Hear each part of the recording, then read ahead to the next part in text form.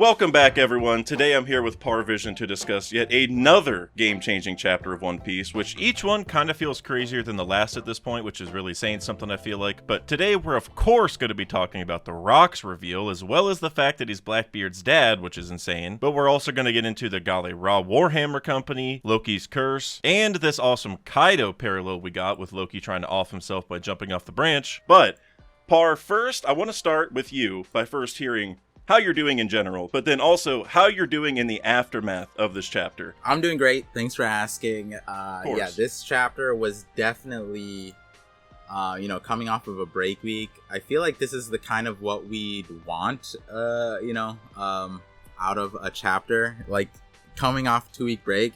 And then the chapter title's like, I Can't Even Die. We see the progression of the chapter. And I remember because, at the end of the chapter, the double spread, my chat was spamming hide the screen, and I was like confused, but then I started understanding because then I saw there was a double spread coming up. So on my setup, it was hard for me to do because I use the Kubari links because don't trust TCB ads. I don't know if they still have that issue. My pop-up blocker has done the work, but I live in constant fear on TCB for sure. Oh yeah. And so I put up one of my jackets on half the screen. But then when I got to the bottom, I realized, I was like, oh my god, because we saw Shiki, we saw Whitebeard, and I was like, they want me to hide the screen. So that means that something I don't know is about to come up. And so we know that Rox is going to come into not come into the flashback, but we know he's relevant to Elbaf, to Loki, to everyone, And so I'm like, okay, they told me to hide the screen. And then I'm like, then it's playing in my head that like, oh, this is why it's a big chapter.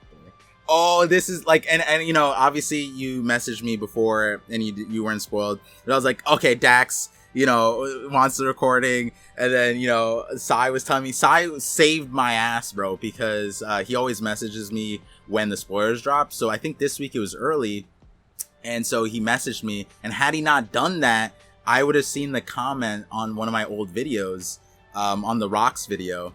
That they didn't spoil anything on there in the comment, but it was like earlier in the day, and I was like not thinking like, oh, spoilers are out like 2 p.m. on a Monday. Right. So everything was just colliding, and I was like, oh my god, if they want me to hide the screen, that means that Rocks is on the screen. And then I looked at it, and the first thing I see is the hair, because that's like front and center. Yep. And I'm just like the words you said, shell shocked, and I'm seeing it. I think the craziest thing for me, okay, well, I'm not gonna say craziest, but I think one of the more interesting details that I haven't like fully calculated for was the line future captain of the Rocks Pirates. Yeah. Because why is that necessary? But then 2, I think like a lot of people brought up a very valid question that actually supports my video, is why is Shiki and Whitebeard already with him if he's not the captain of a crew, or period, not a pirate yet? Like, we don't necessarily know what Rocks is doing, and yet he was at the Revery 8 years prior. Like, why was Rocks at the Revery? He's not a pirate. So then what was he? In what capacity? And then why are they here before the crew is made? So like, that's all super interesting. I mean, I have a few ideas, but that one was probably the detail that like, I was just like, wait, future? Why is Oda making this a little bit more complicated than it needs to be? Yeah. And let's start there, because interestingly, as I told you, I have a million comments from the community about this chapter, which is very understandable. But none of those comments were about that. So let's start there, because that's okay. It is really interesting. Like, when I was going through this, I was kind of thinking of how to align the questions in like a way that would segue naturally, and I was kind of surprised that there wasn't anything about that, because I'm like, all right, I want to get all the rock stuff in one group, and I was like, wow, nobody brought that up. So let's just start there, and then we'll get into the other questions they had about rocks. So, so as for the future captain of the Rocks Pirates, obviously that's implying that either the Rocks pirates don't exist at all yet, which I think is more likely, or maybe they do exist and he's gonna like take over because maybe the Rocks pirates are like an organization that existed, even outside of just Rocks, maybe. But I think it's probably more likely that him and the group that he's with are probably a vagabond group of like mercenary type people. You know what I'm saying? Like I think he's out here to like make money and stuff like that. I don't know if he has officially named himself to go be a pirate, like with the goal of finding the One Piece or doing, anything in specific. It feels like he's more of just like a guy. Like, and I don't mean that in a bad way. Like it's just he's out there, doing his own thing with his friends, and like they haven't fully established a crew with a flag and all that kind of stuff. It reminds me a little bit of Dragon in the Freedom Fighters, where like he, was in the Freedom Fighters before making the Revs, and like he didn't really change what he was doing in between the two things, right? Like he was essentially having the same goals as before. He just moved on to his own organization basically, so he's kind of calling the shots and whatever, which we don't really know that much about the Freedom Fighters, but that seems to be the situation, is he kind of like moved up into his own thing. And I feel like Rocks might be in a similar mold. Not that he was a part of the Freedom Fighters, which I do like that idea actually, but it could also just be that he was in a similar thing where, like I said, he's like a mercenary out there making money or whatever, doing some kind of like underworld shady tasks, just to get paid off by people. And then maybe he turned this into a pirate crew because he's like, you know what? I should just run the whole show. And maybe that's like, we're just seeing the younger, his younger self before he moved up into that. And one last thing is, I think it could also be a little bit like Blackbeard. Remember how Blackbeard stayed on Whitebeard's ship? And like he was a pirate, but he didn't, like, he knew he wanted to be his own captain and that he had his own goals, but he didn't go and do that until he killed Thatch and got the fruit. And then he was like, all right, now it's time for me to go do my own thing. And so I wonder if Rocks could be in a similar boat right now, where he's like a part of another crew or just a part of another group, and he's waiting to get something that will then let him go make his own pirate crew because he can achieve that dream, right? Because like Blackbeard needed the dark fruit, and he was using Whitebeard to kind of get that. So I don't know. That was a long-winded way of saying I'm not sure. What thoughts do you have? Yeah, I think like something that a lot of people will need to calculate also is the fact that in this timeline, there's no One Piece. In this timeline, there is no pirate goal. This timeline, pirates are not the pirates post Roger execution, right? So him not self-declaring himself a pirate, him not being a pirate, it has a different context than what it would today. Another example that is also interesting is technically the Straw Hats didn't have a declared pirate crew name until chapter 254, according to us, but post Alabasta, where Smoker was the one who named the crew to the, like, essentially the Gorosei / the upper echelon. And that, up until Alabasta, they were just the Straw Hat gang, essentially. Straw Hat Luffy plus a few people, and then Smoker named the crew.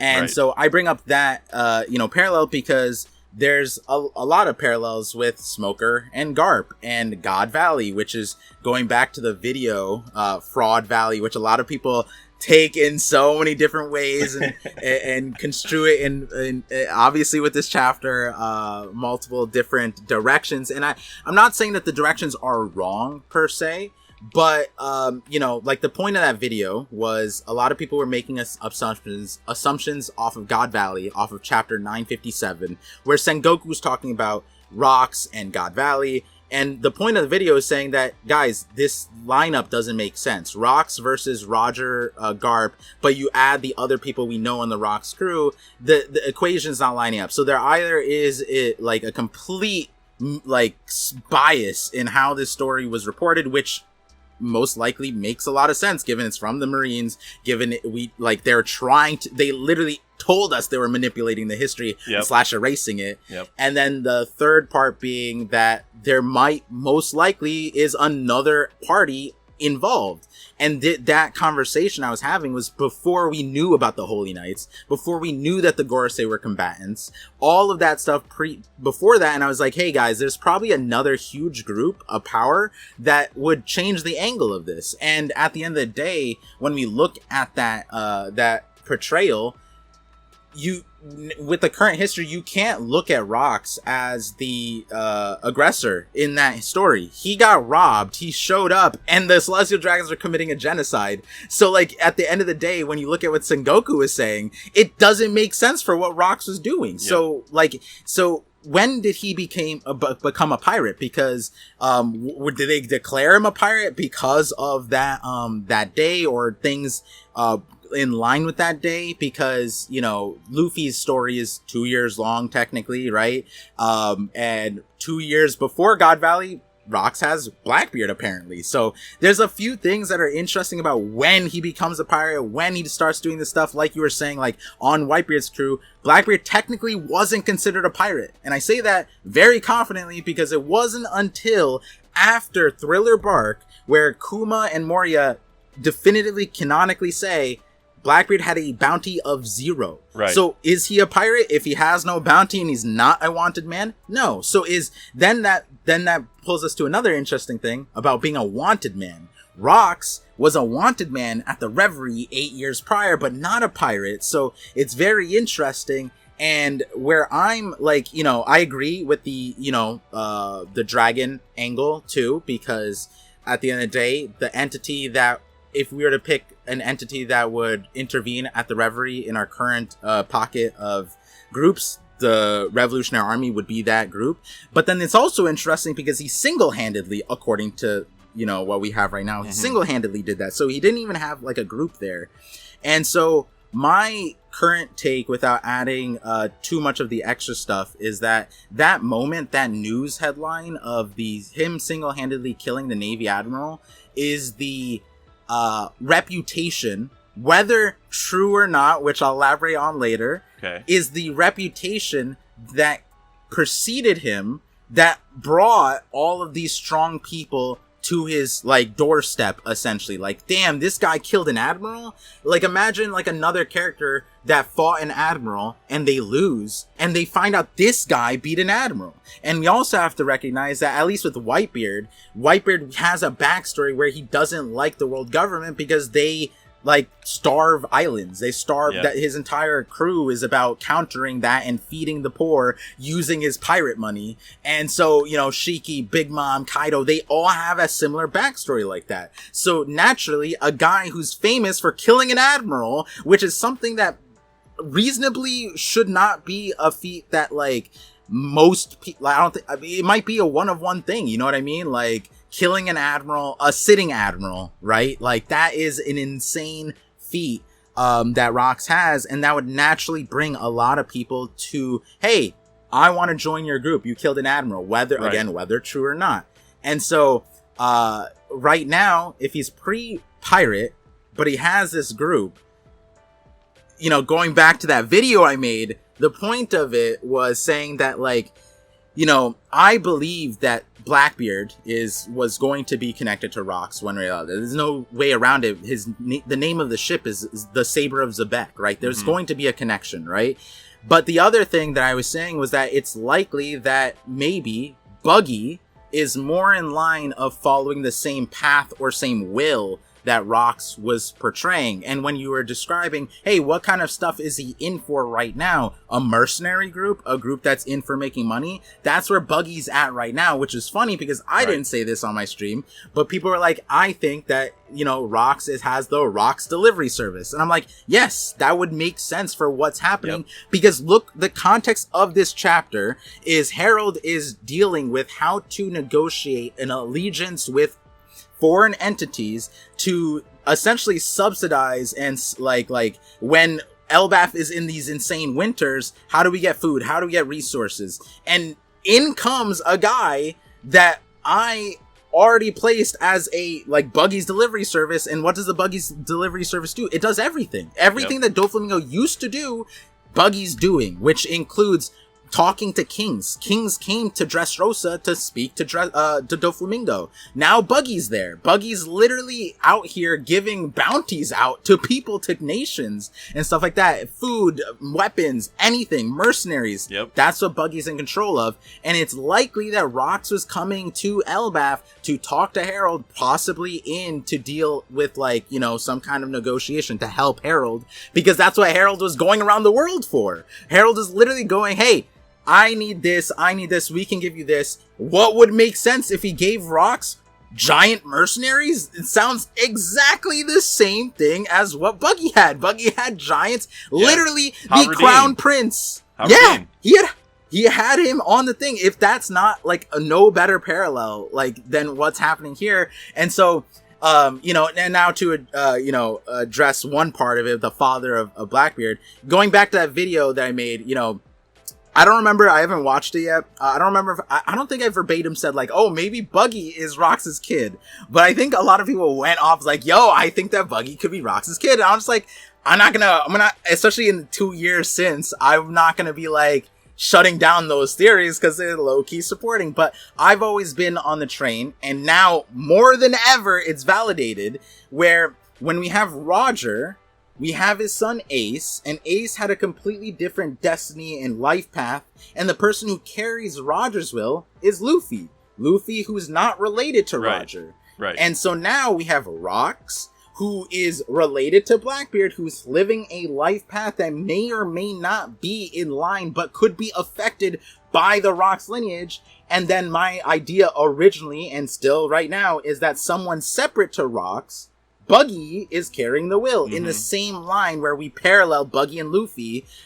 Ace and Blackbeard have always been paralleled to the fated, like, you know, essential death day that we attribute to, you know, Akainu, but, you know, Blackbeard set the things in motion. Right. And the crazy part is that now we go back to Rox and Roger, and they also had a day on God Valley where we're not too sure who did the killing, right? Because, you know, to a lot of people came on stream and kept on bringing up the point of, like, damn, like, Rox fought Roger, Garp, Garling, all this stuff. I'm like, guys, we don't know whose side is on who. First of all, Garp doesn't like the Celestial Dragons, but also Rox was coming in to just get his stuff back, and he had all the other, you know, Whitebeard, Shiki, all there. And Roger wasn't technically antagonistic to Rox in that moment. The story was Rox and Garp teamed up to kill Rox, and the story of like, they couldn't give the credit to Roger because he's a pirate. And the reality is that the group that probably had a heavy hand in killing Rox if he died was the Holy Knights and the Gorosei, which, if you think about it, they've never given any credit to the Holy Knights ever in the history of One Piece. So why would they do it there? So they would have to give it to Garp. And so when you think about it like that, the story plays out. It's like, yeah, however Rox died, they pin all the blame on Rox. They let Roger go. They give the credit to Garp. And then the Holy Knights and the Gorosei completely continue to be obscured from history, along with the actual events of God Valley. So then if you recognize that that's how the world government had to skew it, you recognize that there's no lock-in for where Rox played in the prior part of God Valley, and we're still missing that part. Kuma's flashback stopped right there, and we don't know what happened afterwards because he left God Valley before the end of it. So yeah, it's just crazy. But as far as, you know, the video and stuff, like tying everything back together, I think the future captain of the Rox Pirate is really huge. I was not even expecting it, but to me, it lines up with the previous ideas where I place him next to Buggy. Buggy's carrying on a mercenary group that's a world power at this point, a Yonko group. Rox would be at that level. It makes a bunch of sense. But then if you wanted to raise it one more level, you could also say he was he was playing the Revolutionary Army role, you know? It could be something like that. You know, and none of that is, you know, if we want to have the conversation about the Admiral part and the Revery part separate, we could do that. But that's where I'm at with the future captain of the thing. It's just that Admiral moment brought the people to his front to his thing, similar to how Buggy got the accolades from Marineford, got a bunch of people to him, started a mercenary group, collected enough power, and again, none of that's to say that Rox is weak, because a lot of people are like, Par, you think that Rox or Rox is Buggy-like? And people would misconstrue that, because I'm not a Buggy hater. Like, I think that Buggy, I said this from the beginning, Buggy's hasn't reached his full potential and something's nerfing him. And then we got that chapter where he literally gave up. He literally said, I gave up on everything because Shanks gave up. So I just fucked off to the East Blue and didn't do shit. That's literally what he said in that chapter. So naturally, it's like, yeah, so Buggy wasted his life right there. He literally said that. But now it's different. Now he's living up to that potential. And now we're going to start seeing, in my opinion, I haven't seen like the split face, Rox, Blackbeard. Sai was telling me about it, but now we're gonna start seeing Buggy probably act a lot more like what we're gonna see here from Rox, in my opinion. And similar with Blackbeard, we're gonna start seeing Rox do Blackbeard mannerisms. Sai was making a joke, said watch next chapter, Rox is gonna be like, let's do this flashily, and then I'm like, yo, if that happens, I'm just like streaking on another streaming service. Like, I don't even know. Yeah, I definitely agree with you that, like, the Buggy and Rox parallels are like undeniable, especially with like the delivery service, and I feel like this is a good segue, because I know people are going to want us to talk about this Buggy potential relation comparison thing. So I got a couple comments here to talk about it. So this one's from RQ. So you can kind of see the image there. I don't know if you're able to see it on the stream that I'm sharing with you, but oh shit, that's crazy. Yeah, so basically, if you take Buggy's like wanted poster image, you can it kind of looks like the other half of Rox's face, so it's like one half is Blackbeard, one half is Buggy. And then RQ here has some good reasoning, but I also want to show another one, which like both of these are so long, I don't feel like I can show them both at the same time. So I'll come back to this one here in a second. But here's another example from my guy Debus. Major shout out Debus. He sent this during my stream, and I'll give my thoughts on it in a second. But basically, the base reasoning for this is that so Rox isn't just Blackbeard's father, but maybe also Buggy's father still. Which I do think it's a little strange that Oda would only say one and not the other. I guess he's like, if this was true, maybe he's saving the reveal, for later on, which. He didn't even have to say the Blackbeard thing in that regard, but whatever, it doesn't matter. So he's just saying if you look at the side of the faces, they look similar. But he also says Rox is a parallel to Harold, in which he has two sons with two different women, making Blackbeard a parallel to Loki in some ways, and Buggy's a parallel to Harudine. And remember, where did Harold meet Harudine's mom? At a circus. And what did Ida promote? Trade, just like Buggy's delivery service. So right there we have clowns and delivery again tied together. And then Ida opens a bar later in life, and where do we see Buggy's first hideout in Orangetown? In a bar. And if you look at the official spread, they have basically both Blackbeard and Buggy wearing bandanas that are like opposite colors. And Rox could be an inversion of Harold, where he started out more civilized, part of a kingdom, and when seeing the truth of the world government and how bad they are, he couldn't be part of it, became a pirate, being more wild and violent. And if you look at the weapons they both use, both Blackbeard and Buggy use some sort of claw blade as well, where, Blackbeard has like the Wolverine claws, and Buggy, like, remember he stabbed Luffy's hat because he like holds the knives like in between his fingers, basically. And so he's saying Blackbeard has inherited the ambition and dreams of Rox, while Buggy has inherited his will in the form of his crew, because basically his crew is very much like a Rox parallel, which I think that's been built up for a while. If he gets Weevil, that'll be more like Whitebeard, and if Boa ends up joining, which I know Boa's a warlord, so if we're going with the warlord theme, it would make sense. Which I don't. Obviously, Boa is more, on Luffy's side. But regardless, that would be like Gloriosa. And there's plenty of other Warlord parallels there that I think kind of work. Also, plenty of the Rox Pirates were zombies from Thriller Bark, and so Moria was another Warlord. So if he ends up joining Cross Guild, there's another connection there, I guess. And so my initial thoughts on this is, like, the parallels are undeniable. Like, I agree with pretty much everything you were saying about Buggy, like the delivery service, the Rox crew parallels. Like, there's no doubt there's a connection, but I agree with what you were saying, where I think Rox's version of Shanks inspired Buggy in the like he had an apprentice or like another crew member or a family member, maybe someone who worked with him at like the delivery service or something. Somebody I think close to Rox is Buggy's dad, and they were able to influence Buggy in that way. Because as far as the face part goes, personally, maybe it's just me, and I think it might be easier to see over here. Personally, I feel like, you know, the teeth and the eyes are like stock teeth and stock eyes. You know what I mean? Like they like there's none of Buggy's defining characteristics are exemplified here. Like with the half and half, because like Rox's eyelashes are more like the Frankie or Blackbeard eyelashes, because Buggy has them too, but his are like on the corner. They aren't like on the bottom like Blackbeard's and Frankie's are. But also like the nose, you know. So for me, yeah, like, you know, there's probably 15 characters that if they had a smile in the right pose, they would look the same like this. But I do think it's uncanny that it's Buggy's bounty poster, because that's like his most important picture, right? Yeah. So I think kind of what we're saying, I think this is a hint more so that it's what, you know, that he inherited Rox's will, but he's not related to him. I think that's what this is a hint to, because like I said, the eyes and the teeth aren't like defining characteristics.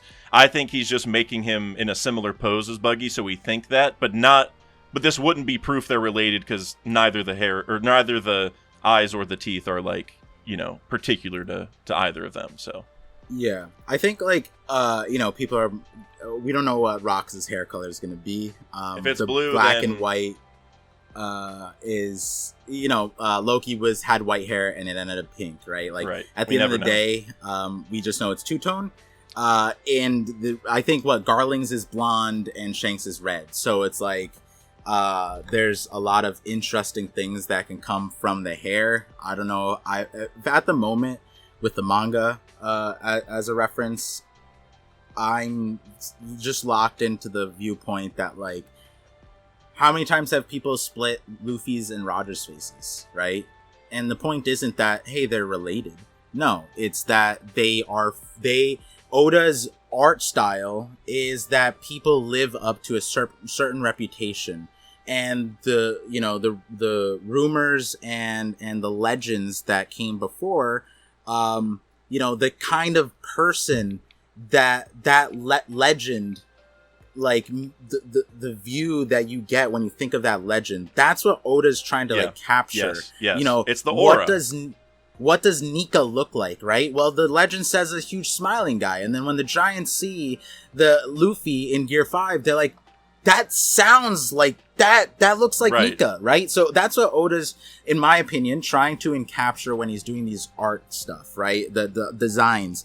And my favorite example of this is Ace in the good timeline, bad timeline. In the good timeline, Ace looks like Shanks. Now, you could look at it like, damn, is Ace Shanks's twin brother or like a brother of some sort? How does that happen, right? No, but the reality is that Ace is Roger's son, and Shanks was raised by Roger. Right. And so that's why they end up in a good timeline. Ace looks like Shanks, because that would be, in Oda's mind, a world where Ace was raised by Roger, like Shanks was raised, and they end up looking similar. Yeah, they end up in a similar timeline. Like they would end up in a similar path in life if they had the same beginning. Were raised by Roger. Right. And as a flip side, if you look at Ace's bad timeline, he looks more like Roger. In the bad timeline, he looks like a busted up, has the mustache and everything, and that would be a timeline, in my opinion, Oda didn't clarify,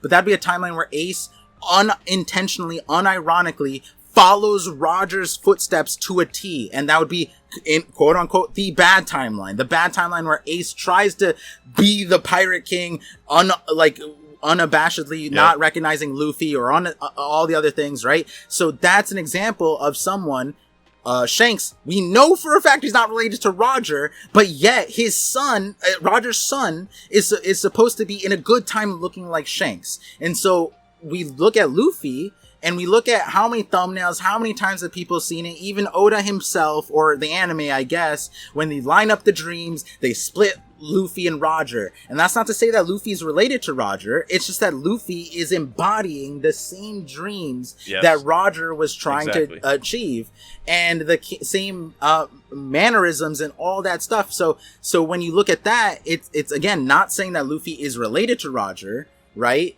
And the thing is that Ace's bad timeline is Luffy's good timeline. So so that's where we look at Buggy and Blackbeard. Buggy is the person that in the good timeline is going to be following what Rox is doing, and Blackbeard, if he tries to do too much of what Rox is doing, that would, if we were to fully parallel it to Ace, that would be what Oda would, I guess, consider a bad timeline for Blackbeard if he continued to follow it exactly to a T what Rox would be doing. And so in that line, what was Ace trying to do that would lead him to the Shanks timeline, right? Like, but the thing is, Oda cut that life short and he didn't let Ace continue on. Mm-hmm. But even to the point, we saw what Ace was trying to do. Ace was trying to just be a good, a notable pirate. He was just trying to, protect family and all that stuff. And so it's like, you can line that up with Shanks, so you could, construe that in multiple different ways. But for me, again, like, you're showing me the split faces. Mm-hmm. Me personally, especially if I made a part 2 to the video where if you haven't seen the video, but you have heard the theories, because when I made that video, I one of the biggest regrets I had was there was like one line in it where people clipped that out, and then anytime Rox came up, or God Valley, when God Valley came up, and I had a God Valley theory that's saying like, oh, Kuma's gonna come, we're gonna get God Valley and Kuma's flashback. And I remember I said that on a few podcasts, and then I went on 9 different podcasts recording the exact same clip, because people are like, so you think Rox is a fraud? I'm like, no, I don't think Rox is a fraud. I think that Rox is Buggy. So what, you're saying the Rox is like Buggy? I'm like, yeah, I think Buggy's dope. I think Buggy's gonna be, you think Buggy has Conqueror's Hockey? I'm like, yeah, I think later if do you think he's gonna be there at the Laugh Tale? And then yeah, and I was like, do you think it's crazy to think that the people who find Laugh Tale and the leading the groups have Conqueror's Hockey? And they're like, no. I'm like, so then you don't think it's crazy, right? So it's one of those things, I'll never, be able to get past that unless I make a part 2, which I will. But as far as the parallels, the way Oda has phrased the Roger Rox relationship, again, go back to that video. I painted it out so many 9 ways, different ways of how that relates more to Buggy and Luffy than it does to Blackbeard and Luffy. Yeah, and one of my favorite ones that came up in this chapter is the Admiral line. It goes, as soon as I saw the Blackbeard thing, and I was like, he single-handedly killed an Admiral? That doesn't sound too much like Blackbeard. When has Blackbeard single-handedly done anything? And, I'm joking, because obviously I know Blackbeard's strong, but he didn't single-handedly kill Whitebeard. He didn't single-handedly fight Law. So it's if you guys want to, play this game that strongly, then it's hey, it doesn't look like Blackbeard's following whatever Rox's story is, if that's the truth. And so, I have a theory on the whole Admiral thing, but I think I would put in the part 2, but maybe it'd be a separate video just to get more videos pumping out. But and we'll get into that Admiral thing here in a second, because I think that's a huge plot point. But in regards to everything you're saying about comparing him to kind of Ace and Roger, I'm going to touch on that in a second, but first, I think it's also important to think about Luffy and Dragon, because it's kind of the same thing a little bit, or even Luffy and Garp, because Garp's kind of his dad. It's this: the kids never follow in the direct footsteps of the parents, right? That's very rare, unless you count Moda the Milkmaid, because her parents are caterers. Little stuff like that. Maybe they carry in the footsteps, but for the big pirates, they tend to go a different route, maybe adjacent, because Luffy and Dragon probably feel the same way about a lot of things, but they obviously took different paths. And even Garp, I would say, feels similarly to both of them probably in a lot of ways, but they all took different paths. And I feel it's kind of the same thing here. We don't need the kid to be the exact same, right? And so I am curious where Blackbeard's gonna kind of deviate from Rox in terms of what he's doing, and I think the ways that the Blackbeard doesn't exude the same traits as Rox, I think Buggy's going to be exuding those, because it's kind of what we're talking about, where some people will inherit that will and act just like that person's dad, but then the kid often is a little bit different, right? But then also about the Roger and Ace stuff, I think that all those parallels specifically with those two have become even more pertinent, because Now you look at Blackbeard and Ace fighting each other, and now we know that's the son of Roger versus the son of Rox, right? Then you look at both of them being on Whitebeard's crew, and it's Whitebeard had the son of his greatest rival and the son of his captain on his ship. And so, like, there's obviously a lot of stories there to connect those two. Were you going to say something? Yeah, I just wanted to point out that is probably the one, I guess not problematic thing, but Whitebeard we need to interrogate this guy. Like, well, does he know? Did he not know? How did he not know? Well, and like, you know, Sai was memeing and he's just like, maybe he didn't like recognize. I'm like, bro, look at the face. Come on. Like you look at Teach on your crew and it's like, this guy looks like my captain. You know what I mean? Like, It's so crazy that Whitebeard, because the reality is you would think that people in the story would know, oh my God, this was the son of Rox versus the son of Roger. But we don't know that. We don't know if they in the story knew that Blackbeard is Rox's son. Right. Which is... and so as for Whitebeard, I do think, like, because whenever he got him as a kid, like, I could see a situation where maybe Rox kept Blackbeard away from the ship, right? Like, maybe because you know how Dragon had Luffy and nobody in the Revs knew? It could be the same thing where nobody ever knew that Rox had a kid. But then, like, you're kind of saying the issue becomes when Blackbeard gets older and has the same face and the same nose and the eyelashes and stuff like that. It's kind of like, hey, you look just like someone I knew. You think that would come up. But then what I'm wondering is if this is going to tie into Whitebeard's decision to not send anyone after Blackbeard after killing Thatch. Like, what if he knew all along that this was Rox's kid? And maybe that was part of the reason why he didn't send anyone immediately after him. You know, because, like, Ace went after him, and, like, Whitebeard just kind of stayed out of it. You know what I mean? He's like, I'm not going to go seek revenge on him right away. Like, he did go help Ace whenever Ace was in trouble, but it's like Whitebeard was more willing to go save, you know, someone else as opposed to hurting, you know, Blackbeard. And it's like, well, why is that? He broke one of the most important rules, and I'm wondering, does he know, or did he know that was Rox's kid, or he had a hunch? And he's like, well, and there's two layers to this. One, it could be a respect thing, like, I don't want to go hunt down my captain's child. Or second, and I'm sure you've heard this theory before, but maybe Whitebeard, you know, was a turncoat during God Valley. Like, maybe he went against Rox or something. And what if Whitebeard went against Rox? And so now that Blackbeard broke a rule on Whitebeard's ship, he's like, well, it's not really my place to go after him because I backstabbed his dad, and now that, you know, like, Zebek's sons backstabbed me, it's kind of like, you know, what am I supposed to do? Listen, if Rox next chapter hits us with a Zeha-ha-ha, right? His name is Zebek. If he hits us with a Zeha, Whitebeard is lobotomized. Whitebeard is a problem. Now, going to the part where he didn't send someone after Blackbeard, right? I think that, like, even without this, you know, chapter, you know, truthfully, I haven't put it down on a video per se, but you could, I think it would be as simple as saying, you know, post Vegapunk's speech, or not, post Vegapunk's speech for us, but post Roger's speech to Whitebeard about the D, because Roger told Whitebeard the truth of the D name. Now, that scene has always been in contention for me, because I've coped with the part that's saying that Oda probably didn't have Rox fully fleshed out, which is why the dialogue is so awkward, because if you're sitting Whitebeard and Whitebeard goes, I don't care about the true history. And then Roger goes,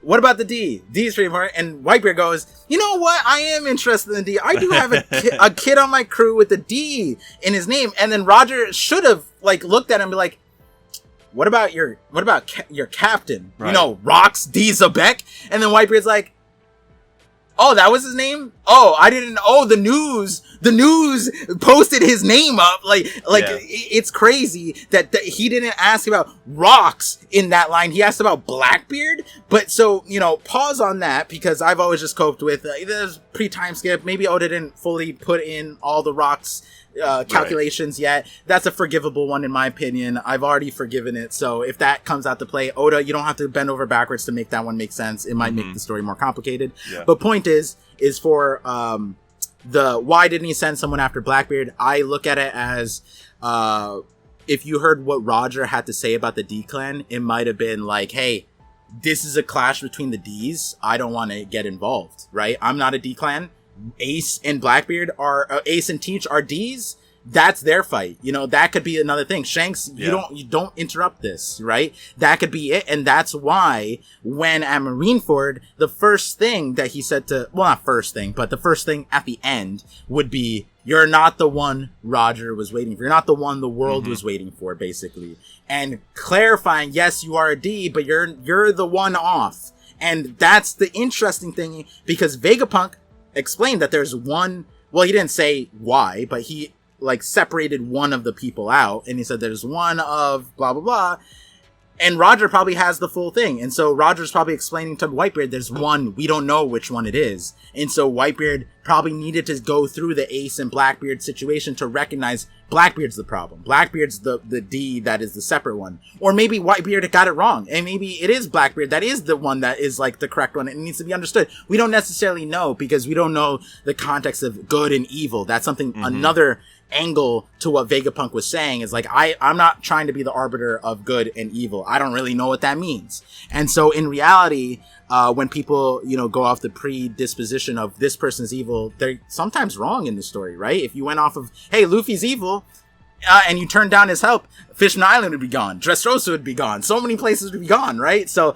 that's the reality. Same thing with Dragon. Dragon shows up on an island. It's like, damn, this is the world's worst criminal. Yeah, but he also is the guy who's going to coup your place and save you from horrible dictators. So, you know, that's the good and evil being played out. Are they good Ds? Are they bad Ds? Or is that propaganda that was misconstrued from the history that was passed down? Did Roger and Rayleigh fully understand the story? Well, they explained, we have our own interpretation of it. So you guys might come to a different conclusion. Vegapunk seemed to have come to also a different conclusion, because instead of doing what Roger did, Vegapunk was like, I don't know why Roger didn't tell anybody this shit, bro. Everyone's about to die and he held it. What are you talking about? And then Rayleigh's out here drunk and he's like, man, Roger, is this the right choice? Like, you just want, is this the more fun way or is this the right way? And Vegapunk's like, no, the right way is to tell everybody, right? Like, so there's differences there. So we don't know what Whitebeard's, constitutions were when it comes to making certain decisions. But I would imagine the D part played heavily there. Yeah. And, going back to the whole Rocks, Blackbeard, the Rocks, son of all that, it is kind of interesting because, like, when it came to Marineford, it was like, Luffy's the son of Garp and Dragon, and he's the son of Roger, and then Blackbeard shows up like, haha, and then, like, does Sengoku know? Does the Gorosei know? You know what I mean? They should know. Let's go. Actually, let's talk about that, because remember Saturn and Egghead when Katarina Devon and Augur pulled up, they said something about Teach's special, and then Saturn's like, as his lineage. So he knows, it seems. Now, is it that he knows he's related to Rocks and that's what he's talking about? Is it just that he's from the D clan? Or is it from, like, his mom's side with his weird body or something, right? So it's funny whenever you look at that, because, like, I want to jump to it and be like, oh yeah, he knew he's the son of Rocks and that's why he's paying attention. Yeah. Or does he not know and this is a giant hidden thing and he's like, is that the final missing piece for Saturn to be like, oh, we got to kill him? Because you think about that with other characters that are like Ace, like they went around trying to get, Roger's kid straight out the womb, basically, right? Like they're like arresting pregnant women to try to find this kid, but they didn't do the same for Rocks, at least that we're aware of. Now, obviously, it's different situations because Roger went and got executed, and they had like these rumors that he like went and met a woman, and like so it's a little bit different because Blackbeard was born before Rocks died as compared to after, which is an inversion from Roger. But yeah, so I don't know how that all that merges together, but yeah, I mean, so if we were to stem it, right, which is that one, it'd be so silly. I'm sorry if Saturn's big thing, haha, he's a son of Rocks, that's his special lineage, and Lafitte's like, damn, you, or like whoever, Devon was like, damn, you knew about that? Because on my end, I'm like, bro, anybody from 38 years ago who has seen Rocks' wanted poster or Rocks' face, and then you see Blackbeard's wanted poster, come on, you have to be listen. If like the story was in color, And people will be like, Par, you're just being racist. You're saying because they're both dark skin tone that they're the same. No, bro. Every single reader looked at this thing. I bet you they were like, that's Blackbeard, right? I'm sorry. Like, in this story, in the current storyline, if nobody's looking at Blackbeard's wanted poster, the people who know Rox, if they don't think that Blackbeard is Rox's son, if they personally knew Rox, personally fought with Rox, seen the wanted poster, they weren't like affected by the God Valley erasure, like one of those people, they're either lobotomized or they need to be put into like some special rehabilitation, like something brain damage, like they got that RFK brainworms going on, like I don't know, bro, something's up. But so stemming that part is that Saturn, for me, trying to allude to Rock's lineage would be interesting because I'm like, that's silly. Now, the mom side, I think that's where it's at because the reality is one of the largest things that people were looking for when it comes to Blackbeard is the 3. Where did the 3 skulls? Where did the 3 pistols? The idea that like people were connecting to Onis and stuff like that, ancient giants, ores, stuff like that. I'm looking at Rox, I don't see anything like that yet. In fact, he came up holding 2 fingers, not 3. If he was holding 3 fingers up, I might stop what I'm saying. But I'm thinking, he's on Elbaf. If we're looking for like, hey, how does Rox and Harold really parallel, right? Well, what if Rox's like baby mama was an ancient giant like Estrid? What if it's like that? And then boom. Special body constitution. What is Loki? Loki's crazy, bro. His eyes are crazy. He's fallen from the heavens twice and lived as a 1-day-old and now like a 10-year-old, whatever it is, and he did that on his own. And so point being is that, hey, we're putting Rox in the same place where ancient giants are. Would it be that crazy if he knocked up an ancient giant and that was Blackbeard's mom? And I joked on stream, I'd be like, yo, you know how Oda threw in that Esther just has a random older brother? What if like Esther just has a banging other sister and Rox is like, yo, what up? And then boom, you have like Blackbeard's mom right there. We might not find out now, but that could be where like the ores, the ancient giant, like the special body. We know that they have a special body. Mm-hmm. We know that they have a special body, the ancient giants and Blackbeard. So he's right here. Why not put it together? And it's like, I feel like that would make a lot of sense, to be honest. So yeah, I'm not saying that that's the case, but I'm just saying that as far as the Saturn conversation, as far as where's Blackbeard's special constitution come from, I think that the mom stuff is probably related there. I feel like, in that case, I feel like maybe the most likely thing is just it's another race, or even I could even see like the Buccaneers somehow being involved, because that would also tie to the Giants a little bit here because they have the blood of the Giants, right? So we still have that connection with Elbaf. Yeah. Because with the way Kuma like died but was still alive, it does like that. That's probably like if you were to make me guess right now, like what race could even give Blackbeard this special body or this extra ability? I wonder if it's the Buccaneers, because they've also been like pushed to extinction pretty much. So I would say them, or maybe just another new race that has like, I don't know, my like loose theory on it has been like, are there like multiple circulatory systems so like the blood doesn't mix of each fruit? That's like kind of been my first thought process, is like, like if one part of your body just has the paramecia, part of it flowing through it, and then the zone is in another part, and like they don't mix, which is why his body's different. Like that could be it. But whatever it is, yeah, I like that idea that that it's his mom with Saturn, because like it could be Rox, but it's like that almost wouldn't be interesting now that we have this. It's like he already should have known. This already should have been old news, right? It's kind of like you were saying, like this we should just go right to the mom stuff, or something else. Maybe there's another. I don't know. Like some people have talked about. He has like extra souls, or like absorbed his twin in the womb, which would be a whole JJK redo, which I know Oda would have thought of that before JJK was even, conceptualized, but still, I don't know if he would do that now that was a big plot point in JJK, towards the end. Spoiling JJK? I'm not going to tell you anything. I'm just telling you. Joking. Well, it's funny. I was having this conversation with someone else, and I was like, I don't know how to say it without like making you think I'm spoiling, but I'm just going to be super vague and just say, that was done at a certain point in JJK, and I just don't know if that's going to get redone. And I mean, and other stories, it's not like that's the only one, but that was just a recent big manga, and I'm like, I don't know if we're going to redo that again, but But you actually brought up something that another comment that I wanted to talk about, and so you brought up the fingers, and so if nobody knows what I'm talking about, I'm gonna pull it up real quick. Oh, I gotta hide that real quick. Shout out Debus again for that theory, but down here, so Rox is holding out 2 fingers here, and in my stream we went on a whole tangent about could this be an op fruit thing, because Law, whenever he does tact or shambles, he has 2 fingers out, but also with the thumb, which is a little bit different, but still.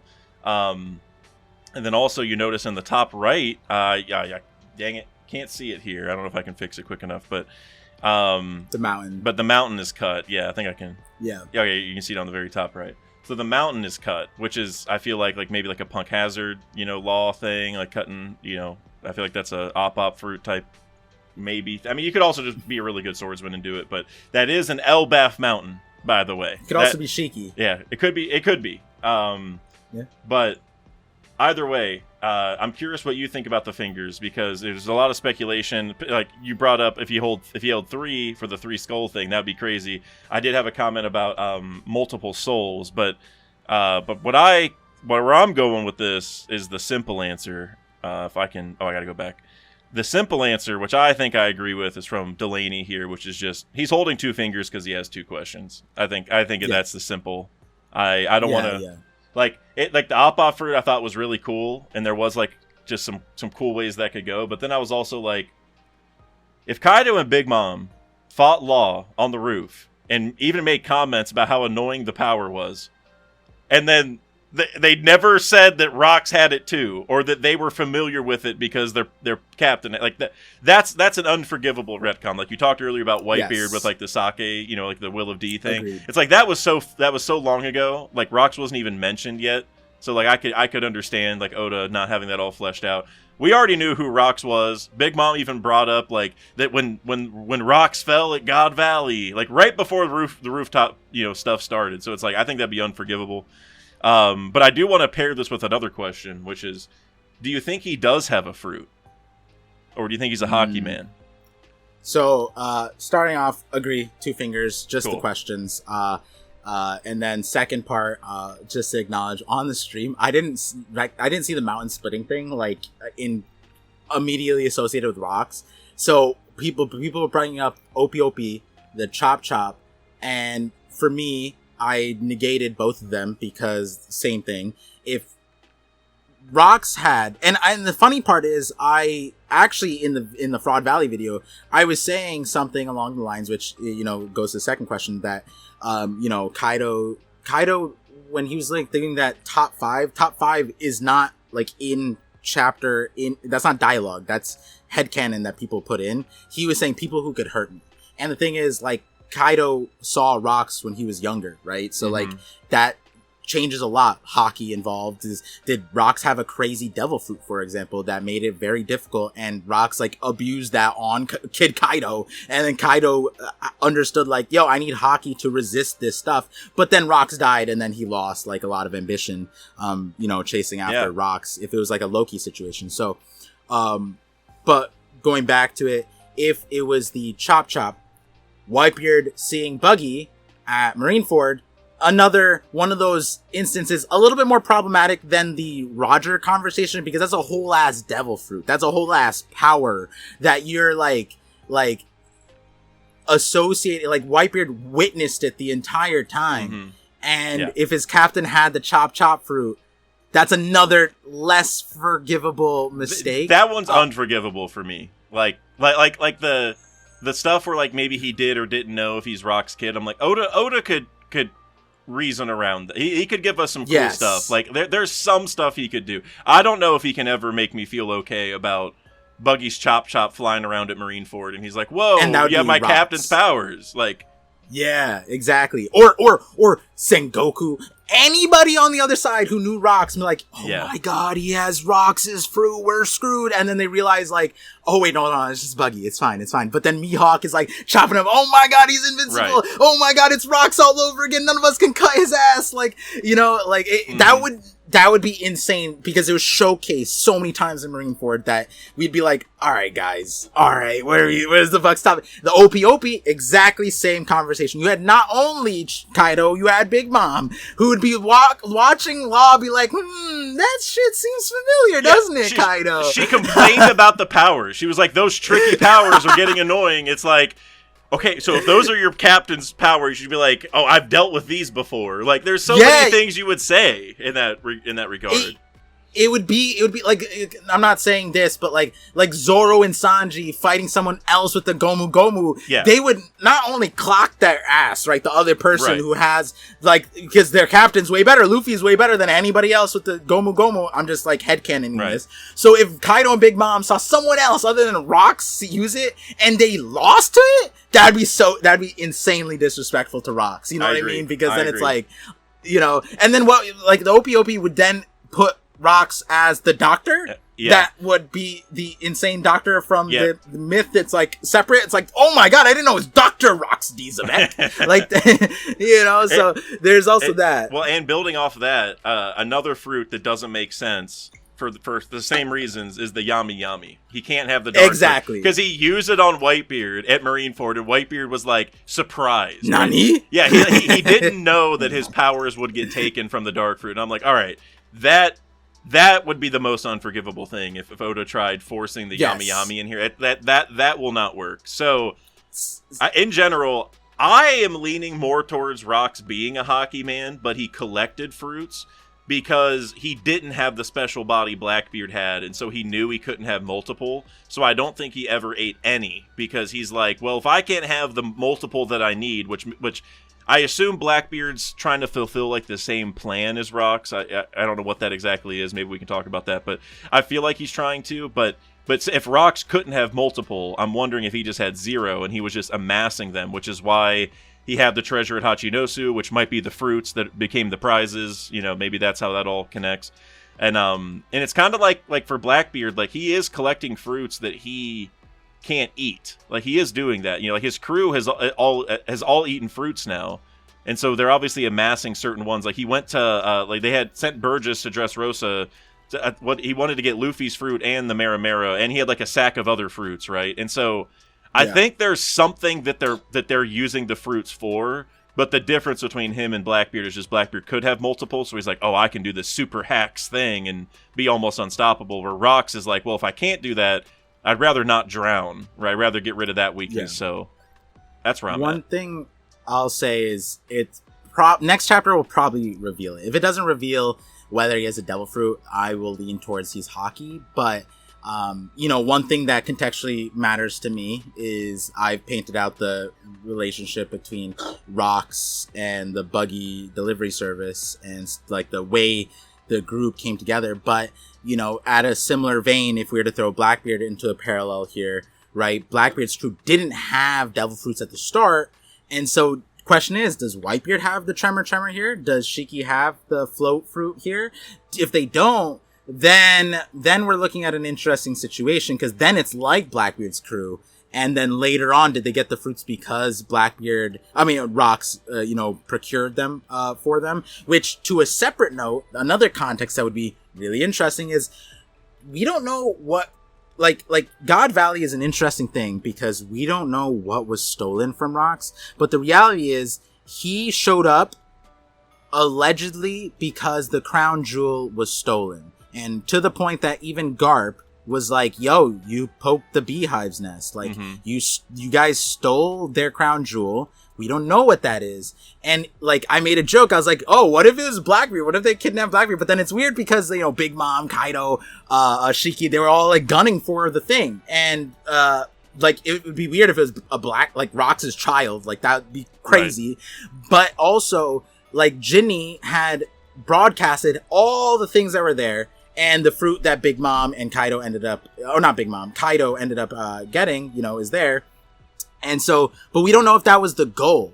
And to that other point is that, like, that's important because if it were Blackbeard would 100% be going for the fruits. Right. As we know, he's hunting the fruits, but we don't know if that's the case for Rocks because there was a crown jewel that was stolen, which again, we don't know if it was a devil fruit. We don't know what it was, if it was a kid or whatever weird thing. And we don't know if Kaido and Shiki and Big Mom were talking about something else then the jewel and the fruits? Like, maybe there was something else that Ginny explained that we don't know. Oda could easily do something like that because there was, 6 treasure boxes, and we know what 2 of them were. And, like, Shanks being in one of them is still a theory, but it could be that there was something else and Shanks, like, climbed in as a baby, and Roger took it, and then now he had Shanks, and it's like, what the hell? This was the treasure? These guys are freaks, you know? Yeah.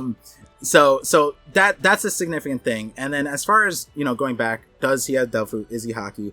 I wouldn't be mad either way. If he's Haki, that's fine. I think that him having a Devil Fruit makes a lot of sense. I'll be honest, one of the things that off reaction, I looked at his hair and I was just like, yo, what if he had a Nell's Fruit? That would be insane. And it also makes sense because Enel has been obscured from the timeline because Enel was in the sky and then went to the moon. So then nobody in the verse currently would be able to have the reaction of like, oh my god, that's rocks, So then that's where when I saw the hair, I was like, oh shit, what if he has the Enel's Fruit? And that would be like, think about it, if you don't have Haki and he has the thing, Enel was insane, and no one would be able to stop him, right? And he's an Elbaf with lightning being like the greatest threat, you know what I mean?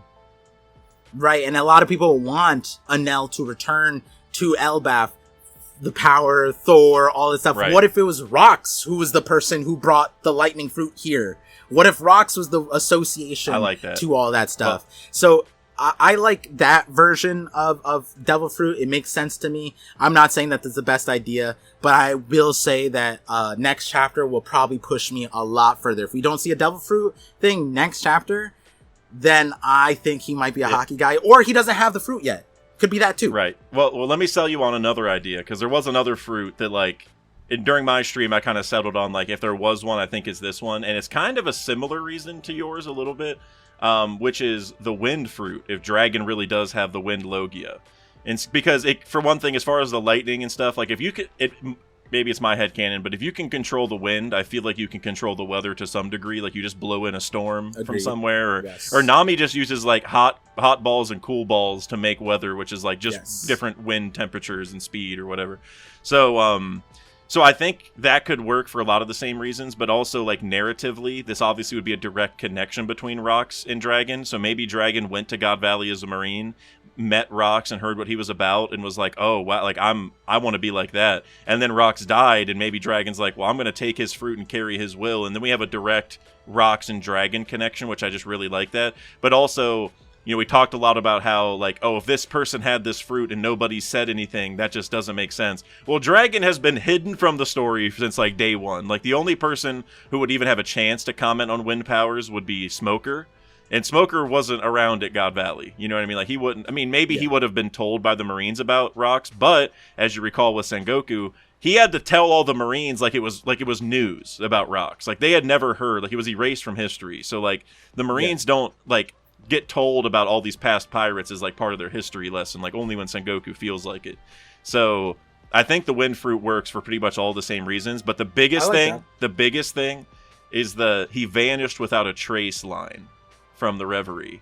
It's like, if you got the wind fruit, I mean, the lightning fruit would actually work too, because you would just be like the speed of light probably and just zap away, but the wind fruit also, like, you just turn the wind and you're just gone, right? And I think, for part of my theory on Dragon is that, like, when Luffy was born, like, I think his mom was a celestial dragon, and he was, like, visiting her regularly because he had the wind fruit, so it was easy to get up there, which is, if that was true, then he would be going there and vanishing without a trace as well, and maybe that's the whole story, is, like, if you want to get in and out of Marijua, like, the wind fruit users are the best ones. So I don't know. Any thoughts on that?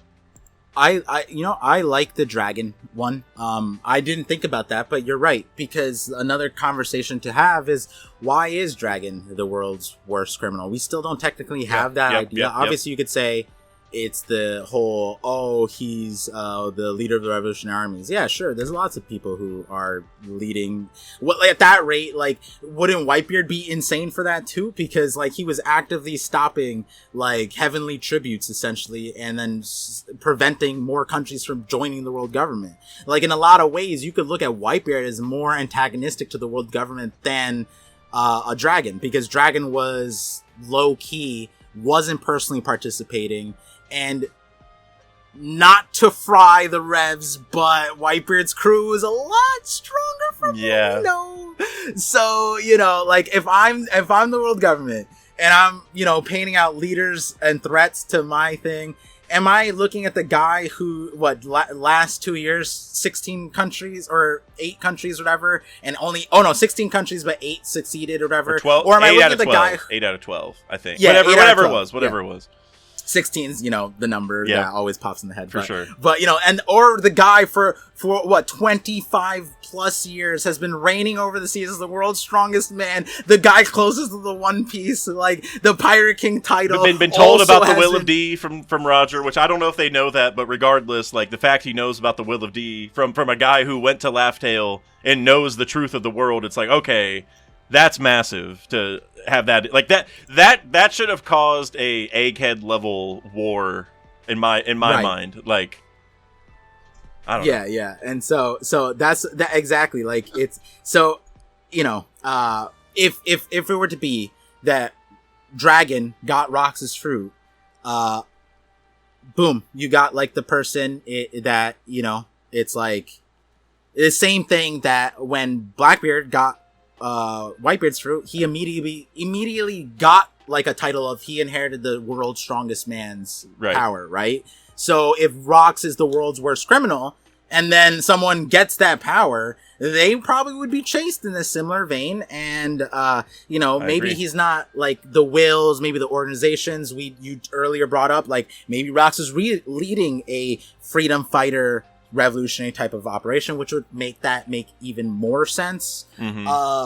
So I like the Dragon version of it, and I do also like the like you're saying, the wind thing. For me, like the whole Logia route of like the air or whatever, the weather stuff, like I've always been like, oh, he just has, like, it could be that he has hockey, which, bring in last chapter where we got Estrid and she got like the wind, water arts, whatever. Oh, yeah. My brain blew up with elements of hockey. Yeah. And I was like, damn, Oda like pivoted off of feng shui and gave like, I forgot what feng something else, but it was like an interesting version. But like the translation we got from TCB was wind, water, or whatever. Or earth, wind arts.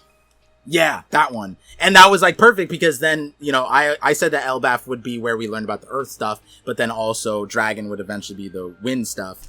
But point being is that my biggest thing was like, when we talk about Dragon and how he controls like the weather, the point is Nami had a video talking about Dragon's powers. Nami is a perfect example. She can control everything from mirages to thunderclouds simply based off of temperature differences, temperature gradients. So which is how weather works. Like it's just pressure and speed and like, because like whenever wind is going faster or slower, or higher or lower pressures and all that, and like they mix depending on which one's higher, lower, the different speeds and all that, it causes all the different weather. All of our weather phenomenon is just wind blowing in different ways at different temperatures, and they clash, and it just causes stuff to happen, pretty much. Or rather, air sitting in a spot, but the hot and coldness moves them. Yeah. And to us, it's wind, but on a macro scale, it's kind of just like, it's not that moving. It's like everything twisting, right? Like, it's kind of like that. It's like constantly like swirling and then stopping and then swirling, but like depending on, and then, I mean, this gets into all sorts of other things like climate change. This is why we do not want the air to get any hotter, because if it gets any hot, like, and the ocean for the same reason, but then we're going to get more extreme weather stuff because that kind of drives it. But anyway, as you're saying with Nami, it's literally, it's all wind. It's all different kinds of wind with her, essentially, or air, whatever, however you want to put it. And so, Anel's fruit, Dragon's fruit, I like both of them. I wouldn't even say I like one more than the other, especially where I'm at with Rox. I think next chapter will be definitive for me for the hockey route, but that would be something that changes quickly. If like Oda could just drop it in whenever, to be honest, it's not necessary. Is he here in a combative nature? Not necessarily. Is he? We do see him rough up Loki later on, but that's with like a knife and whatever, which is crazy. All I'm gonna say. Does a hockey man need that? Does a devil fruit coked up guy need that? I don't know. But